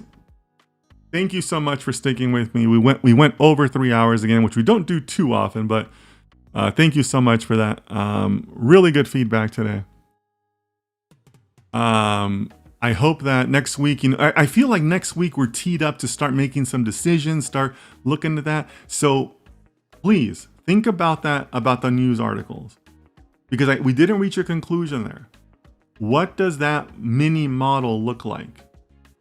Are you using a ratio? Are you using just the negative articles, just the positive? Are you adding them up? Are you subtracting? Think about that. We need answers. Okay? But otherwise, I want to thank all of you. It's really good to be back after a little break. Really glad we did this session.